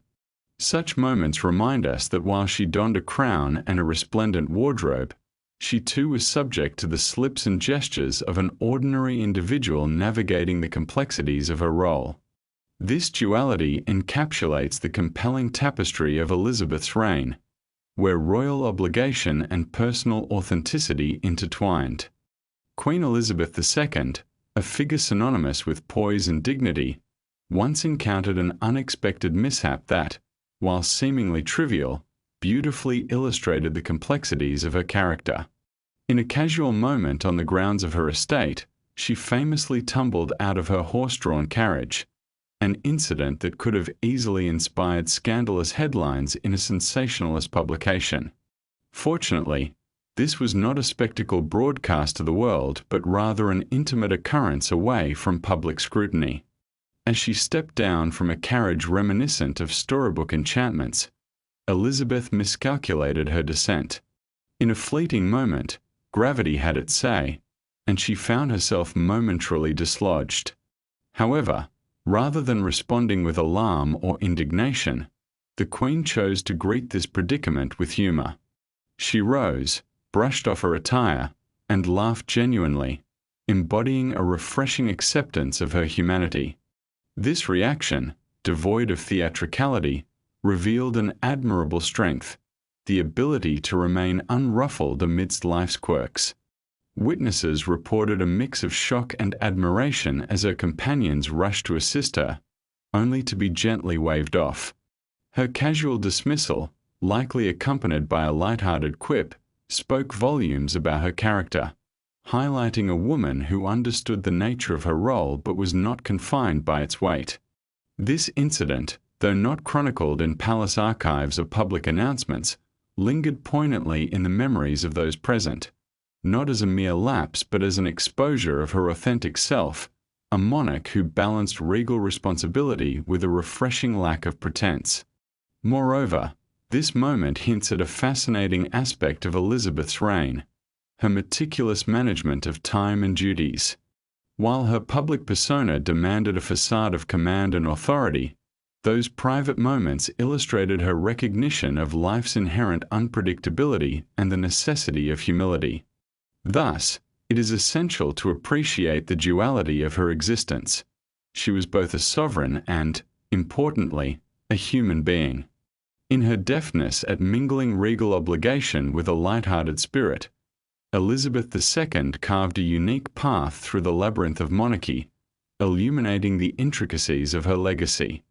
Queen Elizabeth II's meticulous relationship with timekeeping stands as a testament to her understanding of governance that extended beyond traditional diplomatic niceties. Punctuality was not merely an expectation. It evolved into a form of reverence, a principle deeply embedded within the fabric of her reign. Within the hallowed halls of Buckingham Palace, clocks served not just decorative functions but were treated with an almost sacred regard. Dedicated clockmasters ensured that an array of timepieces, from grandfather clocks to antiquated carriage clocks, were maintained with military precision, meticulously wound and adjusted to the minute. This devotion to punctuality was emblematic of a broader philosophy. For Elizabeth II, time was a measure of respect and an essential element of the royal covenant. An event running late would elicit more than a scornful remark. A simple glance at her wrist or a raised eyebrow could convey discontent, highlighting the importance of adhering to the rhythm of her scheduled life. Her daily regimen reflected this stringent adherence, from breakfast at precisely 8:30 to a series of time-sensitive engagements, releasing government documents at fixed intervals and scheduled just as her cherished tea time. Moreover, this obsession with timekeeping unveiled a more profound insight into her psyche. Living through a reign that spanned decades, she bore the weight of historical legacy, aware of the relentless passage of time. Every tick of the clock served as a reminder of both her current responsibilities and her indelible place in history. Twice a year, The royal household demonstrated its commitment to this order with a laborious hand adjustment of over 1,000 timepieces during daylight saving time, eschewing modern shortcuts in favor of tradition. In her presence, the expectation of decorum extended to even the minutiae of appearance. The act of growing a beard was not merely a personal choice but an unspoken affront to the very essence of her ordered world. Thus, in a realm governed by the interplay of time and tradition, Elizabeth II's life was a dance, an intricate performance balancing the demands of monarchy with the ever-present flow of time itself. Queen Elizabeth II possessed a subtle but distinct aversion to facial hair among the men in her immediate circle. This preference was not communicated through formal decrees or explicit guidelines. Rather, it emerged as an unspoken yet widely understood convention within the royal domain. While she could appreciate the aesthetic allure of a well-groomed beard in a painting or recognize historical figures known for their facial hair, when it came to her personal environment, she firmly favored a clean-shaven appearance. The palace's ambience and its emphasis on decorum were reflected in this unspoken code, which paralleled other sartorial expectations such as polished shoes and proper ties. Observations among palace staff indicated that beards were often viewed as too informal, too unruly, and disruptive of the precise equilibrium that royal engagements required. The Queen, it seems, believed that facial hair created a certain disarray that marred the visual elegance of official photographs, prompting aides and footmen alike to receive subtle suggestions about grooming. Nevertheless, there were exceptions. Foreign dignitaries were allowed their facial hair, and some royal members, particularly her grandsons, were occasionally seen sporting beards. Yet, even in those instances, whispers circulated that Elizabeth disapproved. Though she refrained from overt confrontation, her expressions sometimes conveyed her sentiments. One palace insider humorously noted her remarkable ability to detect even the faintest stubble, which she could identify during ceremonial occasions. In her observant gaze, a simple glance could signify approval or, perhaps more commonly, a disapproving pause accompanied by a pointed comment. This behavior revealed her adherence to long-standing traditions valuing cleanliness and decorum. Culturally, her reign was steeped in a time when appearance was synonymous with control and discipline, values she held in high regard. Beneath this resolute exterior, however, those fortunate enough to pierce through her royal façade occasionally encountered a delightful facet of her character, a sharp wit, quick and astute, lending an unexpected layer to her renowned persona. Queen Elizabeth II possessed a subtly sophisticated sense of humor, one that was neither loud nor flamboyant, far removed from the spotlight of public life. Described by those closest to her, trusted aides, family members, and a select few outsiders, as a woman adept at delivering deadpan one-liners with unerring precision, her humor was much like a finely tuned instrument. Although laughter was not easily summoned, when it did emerge, it arrived with a brisk snap that felt almost melodious. Her wit often emerged through the delicate nuances of her demeanor, a raised eyebrow, the slightest inclination of her head, or a perfectly placed, "Oh, really?" artfully deflating egos or lightly mocking missteps without crossing the threshold into true insult. One aide affectionately dubbed her style the royal roast, but with gloves, highlighting her skill in nuanced retorts. For instance, when informed that a bishop had dozed off during one of her addresses, she quipped, "Did he wake in time for the blessing, or shall I repeat it?" Another time, after viewing an abstract piece of modern art, she whimsically inquired, "Was it hung the right way up?" Even in the context of her official Christmas speeches, usually serious and scripted, she would sometimes slip in sly jabs that only the discerning listener might catch. Her humor was not a display of frivolity. Rather, it was a rare gem that did not require validation. Its scarcity lent a sharper impact, allowing her to wield it as a subtle form of authority, much like a silent scepter. Additionally, those fortunate enough to earn her trust would notice a seemingly extraordinary ability. She was not merely familiar with faces but also attuned to the sound of one's footsteps, a skill that added layers to her complex character and relationships. Queen Elizabeth II possessed an extraordinary ability to identify individuals solely by the sound of their footsteps, a talent that, while it may sound like a legend, an enchanting tale spun by palace aides, was remarkably substantiated throughout her reign. From her formative years, she lived within a structured environment that sharpened her sensory perception, creating an acute awareness of the unique rhythms of those around her. She could discern the distinctive sounds of heels clacking, leather soles shuffling, and the varying paces of her aides, each footstep a distinguishable signature. This nuanced form of recognition extended beyond mere auditory cues. It encompassed the subtleties of human movement. A specific footfall indicated her private secretary was nearing, whereas a familiar irregular stride signified the presence of a footman known for neglecting to bring the lemon with the tea. A swift and purposeful cadence likely belonged to her head maid, while heavier and less assured footsteps hinted at a new recruit, perhaps not destined for a long tenure. Colleagues would playfully test this hypothesis, altering their footwear or changing their pace, yet the Queen effortlessly maintained her insight. On one occasion at Windsor, a newly appointed equerry awaited outside her sitting room. Before he could announce his presence, she called out, "No need to announce yourself." "I heard it wasn't Paul," referring to his predecessor, whose steps were notably quieter. This remarkable awareness did not spring from an obsession with vigilance or a desire to intimidate. Rather, it accentuated her presence, infusing her surroundings with an aura of familiarity and comfort.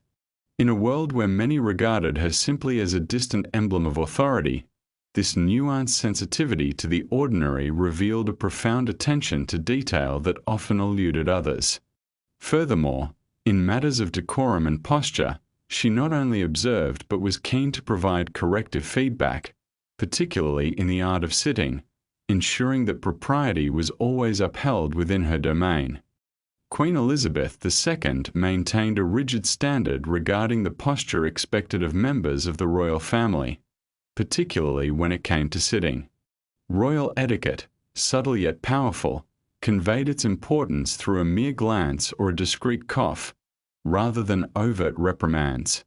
A lesser-known but strictly adhered to aspect of this decorum was the prohibition against crossing one's legs, a posture deemed too casual and reminiscent of Hollywood glamour. Instead, the preferred sitting position, known in etiquette circles as the Duchess slant, involved keeping the legs together and angled slightly to one side with the ankles crossed, if at all. This stance was not only graceful and photogenic but served deeper purposes, reinforcing the image of restraint and tradition that the Queen embodied. She grasped the significance of every detail in her demeanor, understanding that posture and gesture conveyed powerful messages. Crossing legs could disrupt the carefully curated appearance and invite distractions or wardrobe mishaps that would be unacceptable for a figure meant to represent stability. Over the years, Queen Elizabeth II's adherence to this code influenced those around her. Young royals, visiting dignitaries, and even celebrities learned to mirror her poised demeanor. For those unacquainted with royal protocols, the consequences could be evident, such as being excluded from official photographs.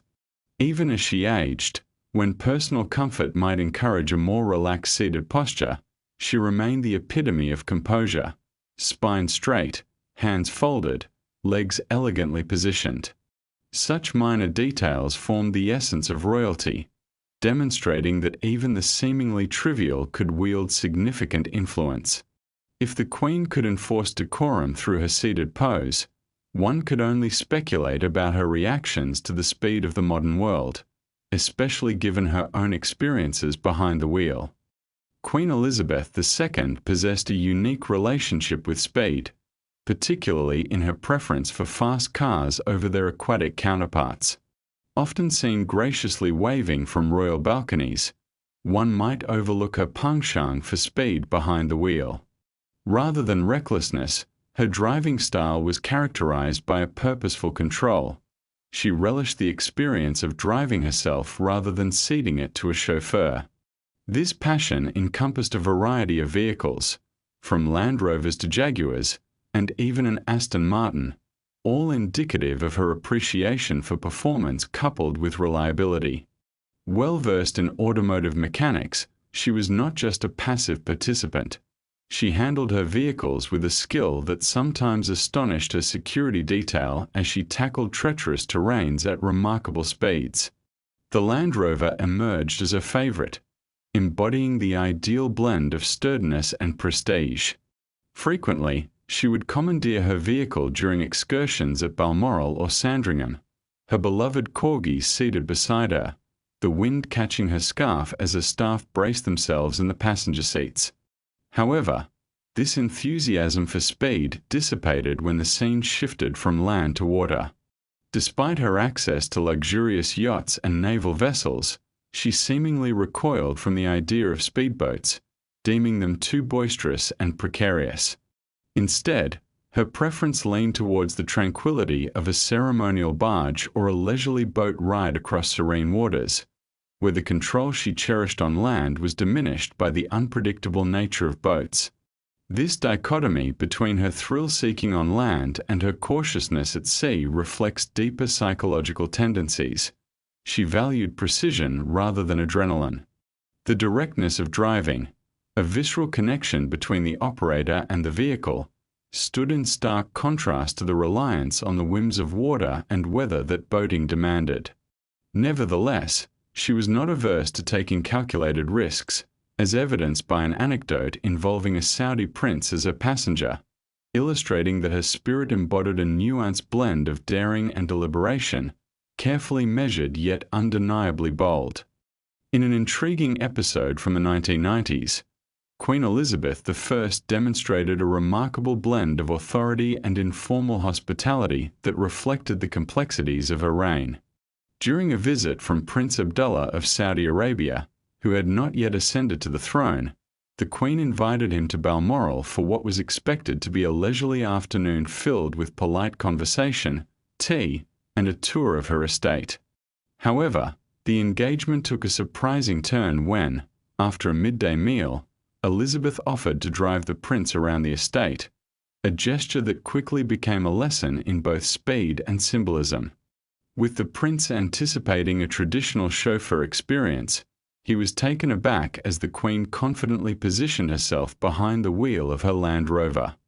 What followed was a breathtaking ride along the narrow roads of Scotland, executed with the assurance of someone who honed her driving skills during wartime.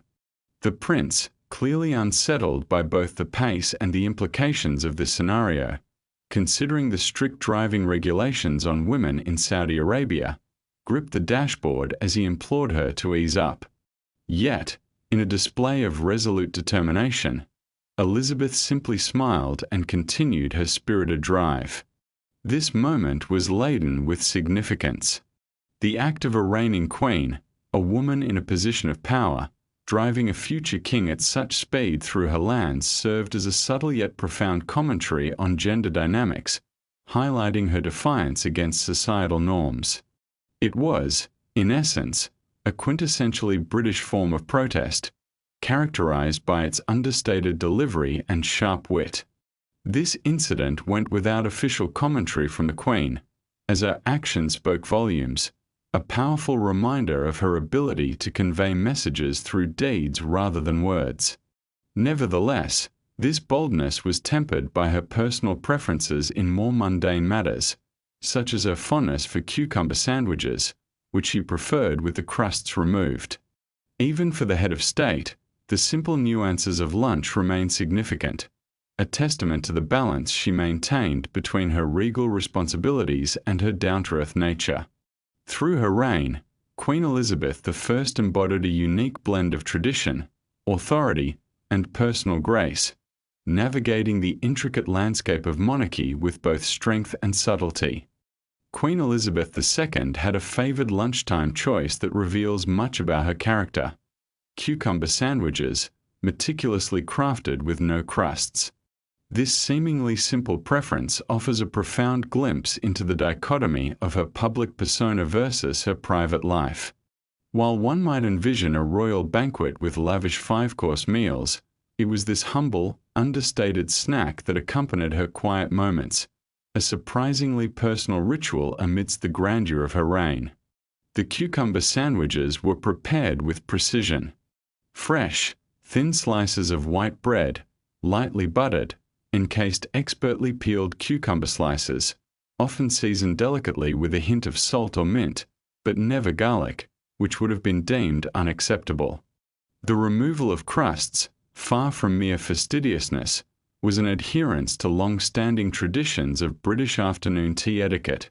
This reflected not only taste but also dignity. Rectangles, as she insisted, exemplified an appropriate sophistication. Triangles were far too casual.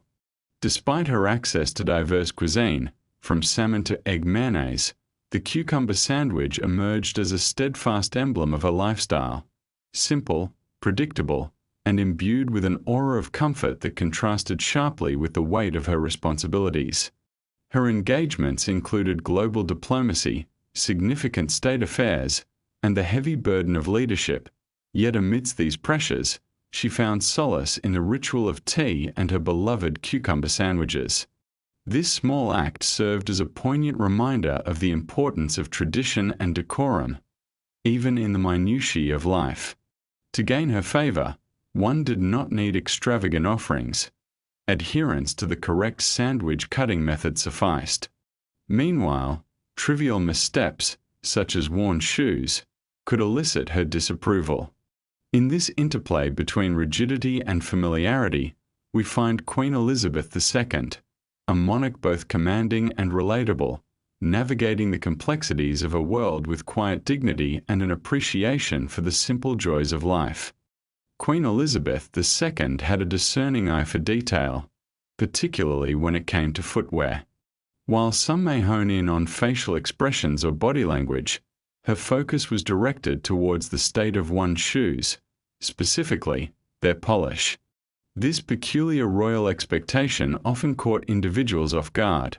It dictated that regardless of one's power or eloquence, a pair of dusty or scuffed shoes would elicit her silent disapproval. Though she refrained from verbal criticism, a fleeting glance down was sufficient to communicate her standards, brief but pointed, followed by a pause before any handshake was extended. For aides and palace personnel, this unspoken rule was ingrained. Shoes had to shine like mirrors, even in private moments. The Queen's perception was rooted in the belief that shoes conveyed an essential narrative about a person's preparedness, attention to detail, and understanding of the importance of appearances in fulfilling their duties. This principle of presentation extended to her own attire. The Queen presented a meticulously polished image. Her shoes were always pristine, her handbag well-structured, and her gloves flawlessly maintained. There were no allowances for a careless appearance, for every moment of her public life was subjected to scrutiny, and thus the subtleties became critical cues.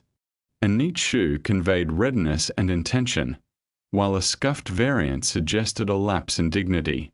In her role as a symbol of stability and continuity, every moment carried weight, making it essential for her to embody readiness at all times. This commitment to her presentation even saw her honing the seemingly effortless act of waving, a testament to her understanding that every detail, no matter how minor, played an integral role in the perception of her reign. Queen Elizabeth II, renowned for her iconic royal wave, meticulously honed this gesture, refining it in front of a mirror with a disciplined commitment that mirrors an actress preparing for her stage debut. This seemingly simple action, a small, deliberate movement characterized by an elegant rotation of the wrist and a gentle bend of the elbow, serves as a profound symbol of her identity as the monarch of England. Unlike casual waves among the populace, her gestures at state arrivals, public appearances, and solemn events like weddings and funerals were imbued with ceremonial importance. Each wave communicated a complex message, an acknowledgement of presence coupled with the assertion of separation, balancing approachability with regal dignity. This nuanced interplay of body language encapsulated her reign, a moment of connection that was meticulously designed rather than instinctively performed.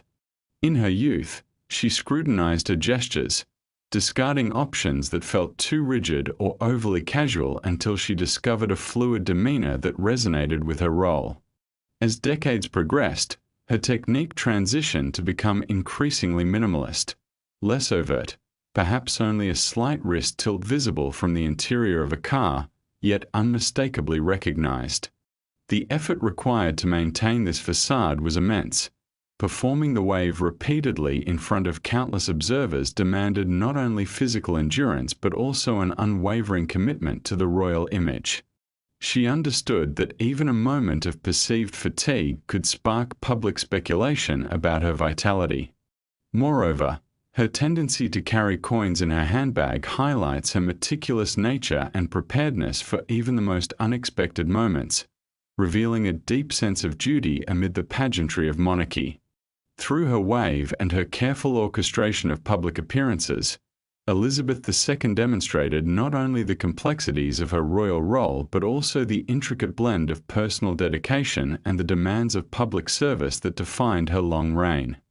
In the tapestry of Queen Elizabeth II public persona, the emblematic handbag has invited an unusual amount of curiosity.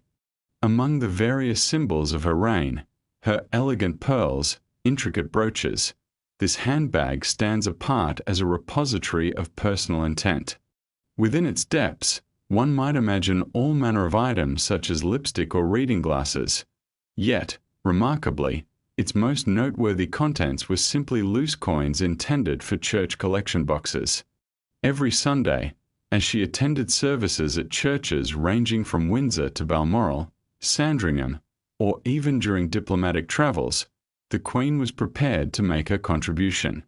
When the offertory plate made its way down the aisle, she engaged in the act of giving, not with ostentation, but with a quiet sincerity that was characteristic of her, a gloved hand discreetly placing a coin into the collection. This ritual was devoid of any performative pomp or public relations overtures. Rather, it was a reflection of her Anglican upbringing and her position as the supreme governor of the Church of England. It was a meaningful act, rooted in respect and tradition, and fully expected of her. Her staff were keenly aware of this habit, often ensuring her purse was adequately stocked with change before each service. The coin she chose, perhaps a pound or two, might seem inconsequential by royal standards, yet it wasn't the sum that held significance. What stands out is the regularity and consistency of this practice. Whether on holiday or engaged in official duties, the solemn act of donating remained a fixture of her Sunday experience, a small but profound gesture asserting her connection to faith and community. In a world filled with the gilded excesses of monarchy, the Queen demonstrated an appreciation for the weight of simple acts. She never squandered money frivolously.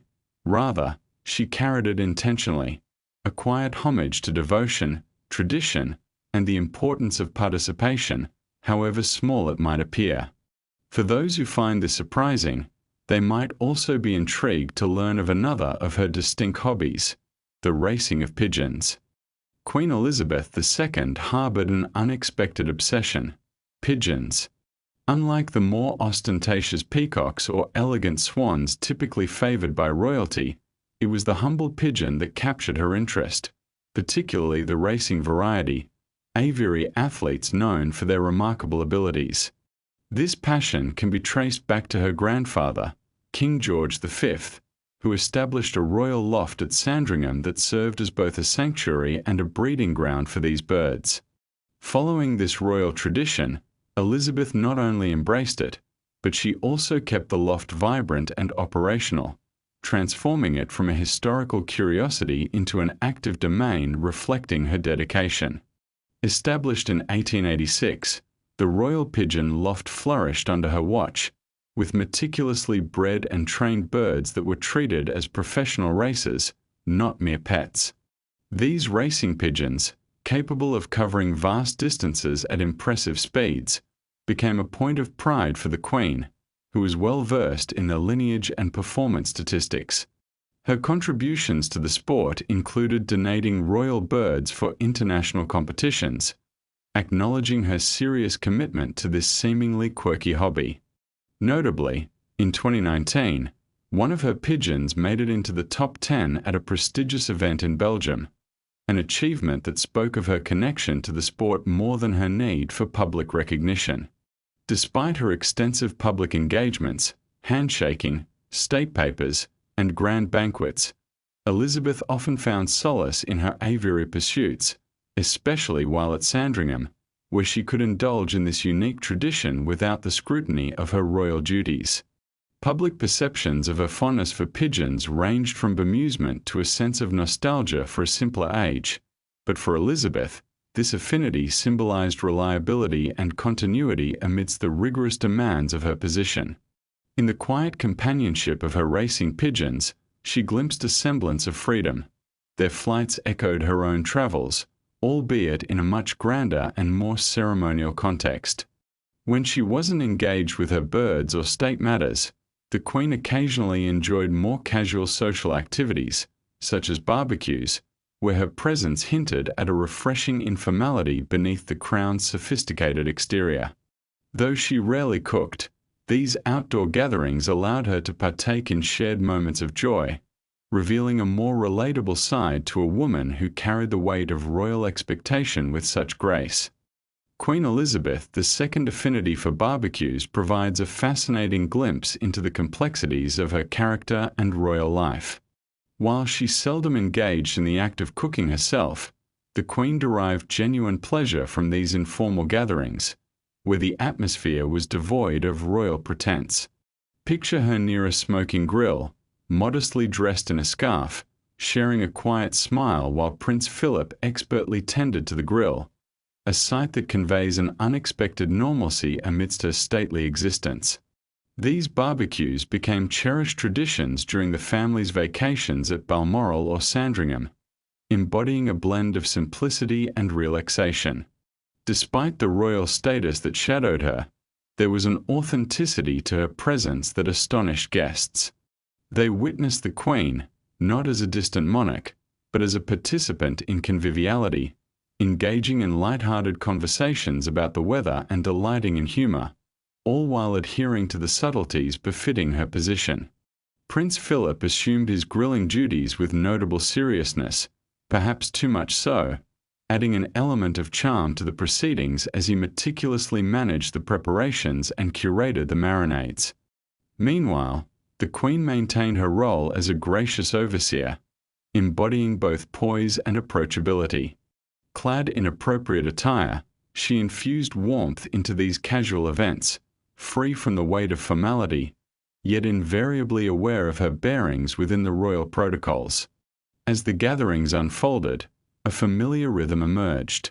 When it was time to conclude, the Queen possessed an innate sense for when the festivities had run their course. Through a gentle gesture or knowing glance, she signaled the transition toward a dignified farewell, reminding all of her dual existence, a sovereign embracing the ordinary while invariably bound by the duties of her station. In these moments, the paradox of her nature was laid bare, a ruler finding solace in the unremarkable warmth of a backyard cookout, yet forever tethered to the ceremonial path that defined her reign. Her steadfast aversion to unexpected improvisation underlined her intricate relationship with tradition, maintaining a delicate balance between the need for order and the freedom of shared experiences. Queen Elizabeth II demonstrated a profound aversion to unplanned deviations within the ceremonial context of her life. In an existence meticulously organized down to the last detail, she developed a pronounced sensitivity towards the potential chaos that improvisation could introduce. For her, ceremonial occasions resembled a finely tuned orchestra, where every gesture, bow, and movement was executed with unwavering precision. This inclination was not born from a desire to appear unyielding or rigid. Rather, It stemmed from an acute awareness of a truth often overlooked. Any faltering in the scripted performance could lead to disarray. When a speaker strayed from the pre-prepared remarks or when an unexpected tribute emerged, she did not respond with overt displeasure. Instead, a palpable stillness enveloped her, creating a chilling silence that washed over the audience like a dense fog. Observers noted her disfavor for unverified speeches and impromptu gestures, and her reaction to a last-minute alteration, whether from a bishop's extended sermon or an informal toast from a family member, was invariably characterized by a polite but distinct air of disapproval. To her, the essence of these ceremonies lay in their structured nature, an essential framework that maintained order amidst emotional national events, whether they were moments of mourning or celebration. Her coronation in 1953 serves as a prime example of her commitment to this principle. The occasion was orchestrated with military-like discipline, marked by extensive rehearsals and meticulous planning. This respect for tradition was not merely aesthetic but practical, as it ensured the longevity of the ritual central to her role, which she deemed impermeable to the whims of spontaneity. Improvisation was a concept she associated with actors, not with sovereigns. The unpredictability inherent in such actions was not merely a quaint quirk but a threat to the very stability that ceremonies aim to uphold. Nonetheless, within the confines of her rigid expectations, she demonstrated patience and forgiveness when events unfolded as planned. Elizabeth found no delight in surprises. She required punctuality and accuracy to feel assured. Yet, despite her efforts to retain control, even her cherished symbols of royalty, such as pens, occasionally betrayed her, leading to a unique form of royal displeasure directed at the commonest of objects, a leaking pen. Within the realm of Queen Elizabeth II's storied reign, a seemingly trivial episode involving a beloved pen serves as a lens into her complex character. Observers of her signing ceremonies have repeatedly noted her steadfast choice of a particular type of pen, an instrument meticulously selected and often tested prior to use. However, when this implement faltered, leaking ink or causing smudges, it revealed an intriguing aspect of the famously composed monarch, her irritation. Although she was not one to display outbursts, a malfunctioning pen could provoke distinct signs of displeasure, marked by a sharp intake of breath or the tightening of her lips. This was especially evident during one memorable signing ceremony when, after the pen deposited dark ink on her fingers, she passed it to Camilla, exclaiming, "I can't stand this bloody thing. Every stinking time." This candid moment, where the facade of royal composure cracked ever so slightly, resonated widely, reminding the public of her humanity beneath her regal poise. The irony lies in her deep affinity for written correspondences, with the Queen often opting for handwritten notes over modern communications such as email or text. For her, the pen transcended mere functionality. It embodied an extension of her identity and a symbol of reliability. Thus, when this instrument let her down, the larger implications of such a failure were not lost on her. The sight of a leaking pen in her hand became emblematic of potential unpredictability, a reflection on the notion that even the most meticulously curated scenarios could falter. Yet, in these moments of frustration, she typically maintained her composure. A quiet sigh or a pointed remark would suffice before she resumed her duties. The duality of her temperament is further underscored in her laughter, which appeared infrequently but possessed a transformative power, revealing a side of her character that was both rare and profoundly engaging. Queen Elizabeth II's laughter was a perplexing aspect of her persona, one that surprised those fortunate enough to witness it. Characterized not by loud mirth but by a sharp wit, her laughter was infrequent and thus held significant weight. Witnesses often describe it as a brief, high-pitched burst, almost hiccup-like, that shattered the silence surrounding her, resulting in an atmosphere charged with the recognition of this rare event. For her staff, Such moments were akin to receiving royal validation. A laugh from the Queen signified that one had managed to not only tickle her humor but to do so with intelligence and decorum. This laugh was genuine, devoid of pretense. When Elizabeth found little humor in a jest, she would respond with courteous acknowledgement rather than mirth. Amidst the formalities of royal life, a well-known photograph captures a moment between her and Prince Philip, both laughing heartily in a carriage during the Trooping the Colour ceremony, an instance devoid of scripts or choreography, showcasing their unguarded connection. Her most authentic laughs often stemmed from the unexpected, the antics of a clumsy corgi or an unintentional quip from someone unaware of her proximity.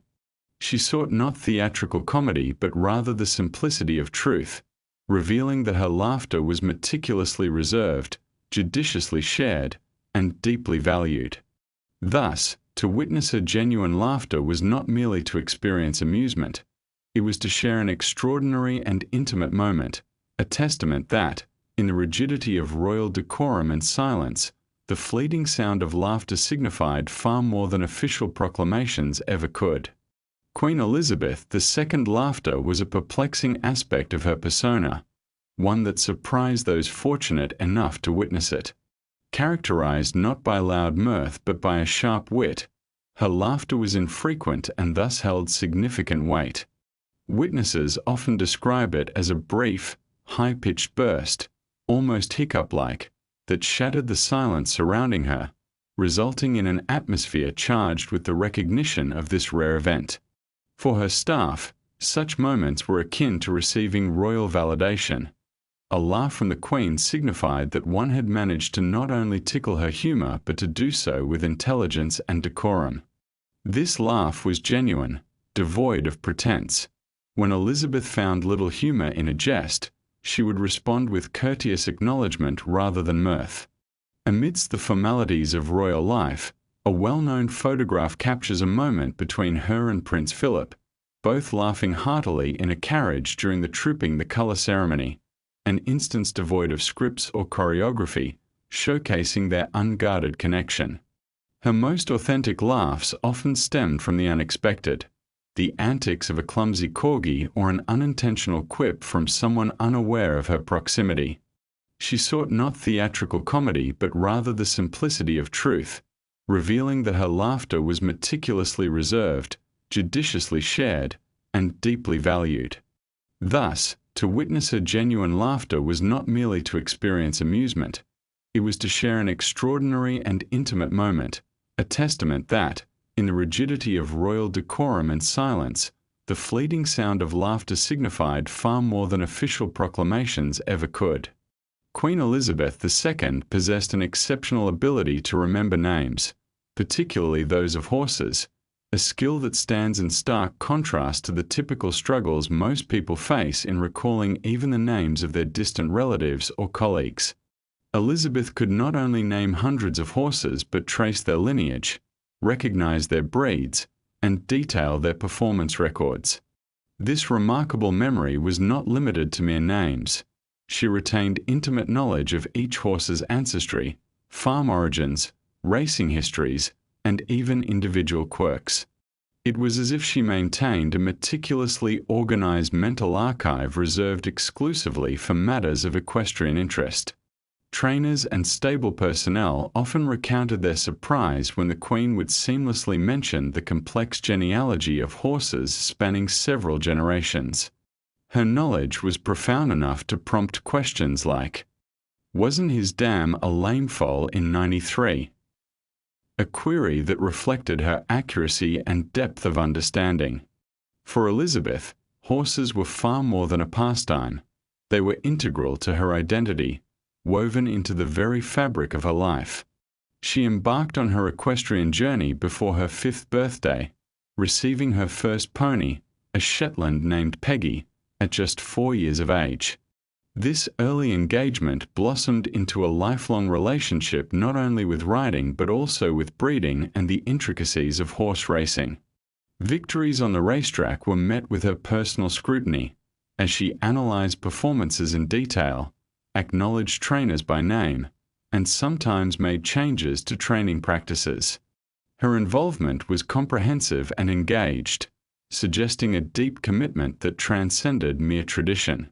While it is easy to idealize the image of the queen with her steeds, this relationship represented one of the few spheres in her life over which she exerted complete control, unencumbered by the demands of committees or the burden of paperwork, just her, the horses, and a shared understanding.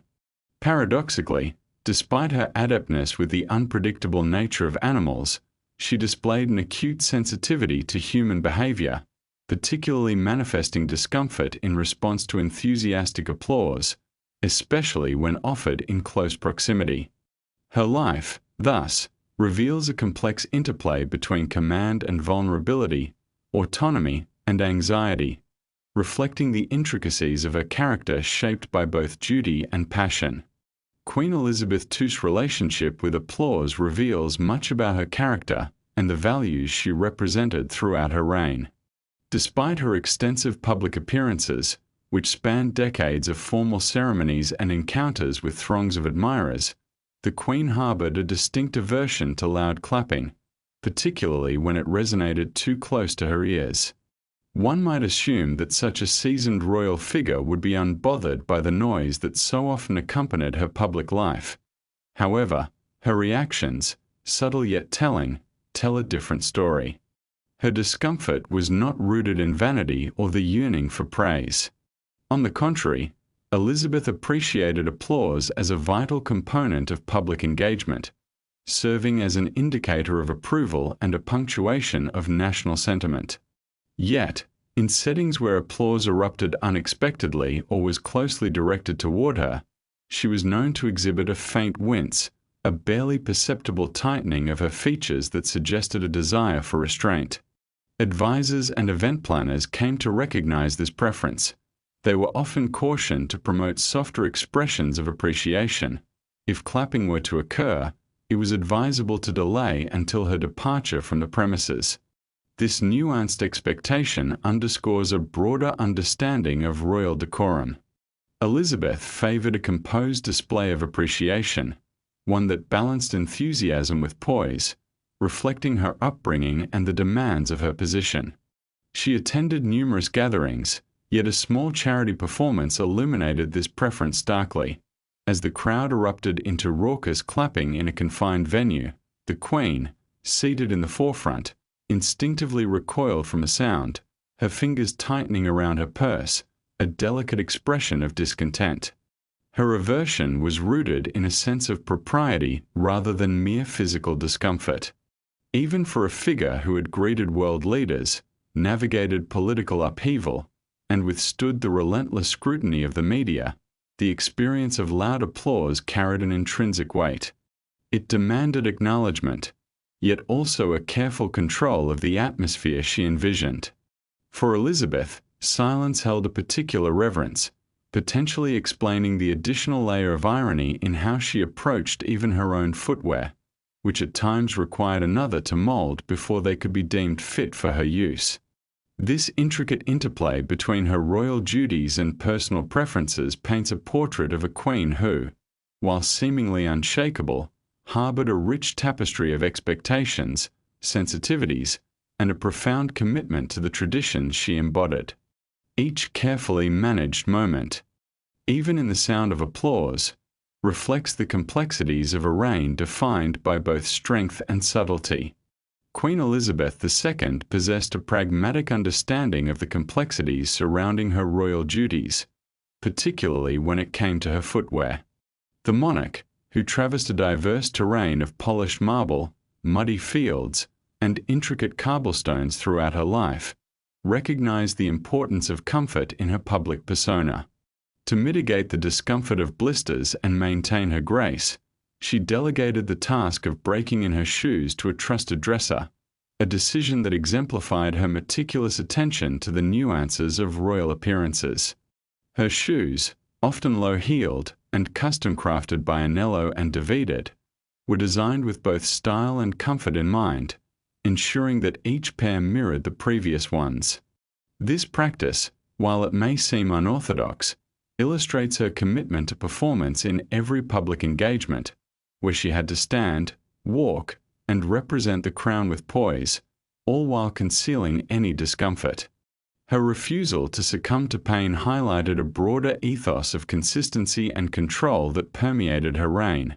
Her wardrobe was carefully curated, featuring a stable array of hats and nearly indistinguishable shoes, which was more than mere personal preference. It was a strategic approach to royal branding. Each pair underwent rigorous maintenance, from polishing to proper storage, mirroring the precision of military operations. Despite her affinity for tradition, she remained somewhat resistant to modern technology, favoring the analog methods of communication that lent a certain charm to her reign. Thus, Queen Elizabeth II embodied a complex blend of modernity wrapped in the timeless elegance of royal duty, adept navigating the intricate balance between personal comfort and the demands of her position. This balance showcases the thoughtful strategies employed by a queen who understood that in the theatre of monarchy, every detail contributes to the grand performance of sovereignty. Queen Elizabeth II exemplified a fascinating juxtaposition in a rapidly digitizing world through her steadfast preference for handwritten correspondence over the burgeoning prevalence of electronic communication. In a time marked by an increasing reliance on emails and instant messaging, Her Majesty made a conscious decision to adhere to the traditional practices of ink and paper. While her engagement with technology was not absent, having sent her inaugural email in 1976, long before many had grasped the concept of the Internet, she maintained that, for her daily interactions, a handwritten note held unparalleled significance in terms of both diplomacy and personal expression. Utilizing her fountain pen filled with rich blue-black ink, the Queen meticulously crafted letters, whether she was expressing gratitude to a gardener at Balmoral or conveying condolences to a foreign diplomat. Her preference for this analog form of communication was not born out of an aversion to technological advancements, but rather a profound appreciation for the personal touch it afforded. Staff members observed her often carrying small cards for spontaneous messages of appreciation, indicative of her thoughtful nature. Furthermore, her engagement with official documents demonstrated her commitment to active participation. She would leave incisive comments in the margins, showcasing her intellect and sometimes even her wit. In an era characterized by fleeting digital interactions, the Queen's dedication to handwritten notes could be seen as a nearly radical stance, one that valued patience and deliberation. The permanence of these letters, as cherished keepsakes often framed by recipients, underscored their personal and emotional weight. They were not mere documents, but artifacts of connection that evoked a sense of time and care, contrasting sharply with the ephemeral nature of digital communication. The Queen's intentionality in this regard served as a subtle reminder of the power of personal touch amidst a backdrop of anonymity and haste in modern society. Each action she took, especially when repeated in public, was purposefully executed to ensure the significance was unmistakable, reinforcing her role as a monarch deeply aware of the nuances of communication. In the realm of royal fashion, one unwritten decree asserts that repeated outfits are to be eschewed. This principle arises not from an egregious sin, but from the reality that each public appearance is meticulously observed and recorded, rendering the act of donning the same attire twice a matter of significant scrutiny and potential scandal. Yet, Queen Elizabeth II, in her understated manner, ventured to defy this norm, intentionally. On two notable occasions, she appeared in a striking blue coat paired with a matching hat, not by mere coincidence but with underlying intent clearly established. The subtleness of her choices spoke volumes, catching the attention of both the media and royal observers who quickly engaged in speculation. Was it merely an oversight on the part of her team? Or perhaps a protest against the mounting criticism of lavish royal expenditures? In truth, it was a carefully orchestrated strategy. By opting to sport the same outfit, Especially in a period marked by public discontent toward extravagance and heightened scrutiny of royal finances, she delivered a powerful, yet understated, commentary on frugality and environmental consciousness. With this gesture, she sought to convey that the monarchy transcends the thirst for novelty. It embodies stability, reliability, and enduring presence, each repeated garment signifying not complacency but deliberate choice. Importantly, this approach was not ephemeral. In her later years, the Queen increasingly embraced the notion of recycling fashion, demonstrating her commitment to mindful consumption by reimagining ensembles and revitalizing accessories. Through these acts, she presented a nuanced form of resistance, a monarch choosing practicality over the demands of fleeting fashion trends. Her enduring image was not anchored in the pursuit of constant change, but rather the affirmation of constancy and purpose. In a similar vein, her fierce commitment to maintaining an upright posture reflected her unwavering belief in discipline, as neither she nor those in her vicinity were afforded the indulgence of slouching. This complex interplay of fashion, sustainability, and personal ethos reveals not only the sophisticated layers of Elizabeth's character but also provides insights into the evolving role of monarchy amidst societal expectations and the shifting tides of public opinion.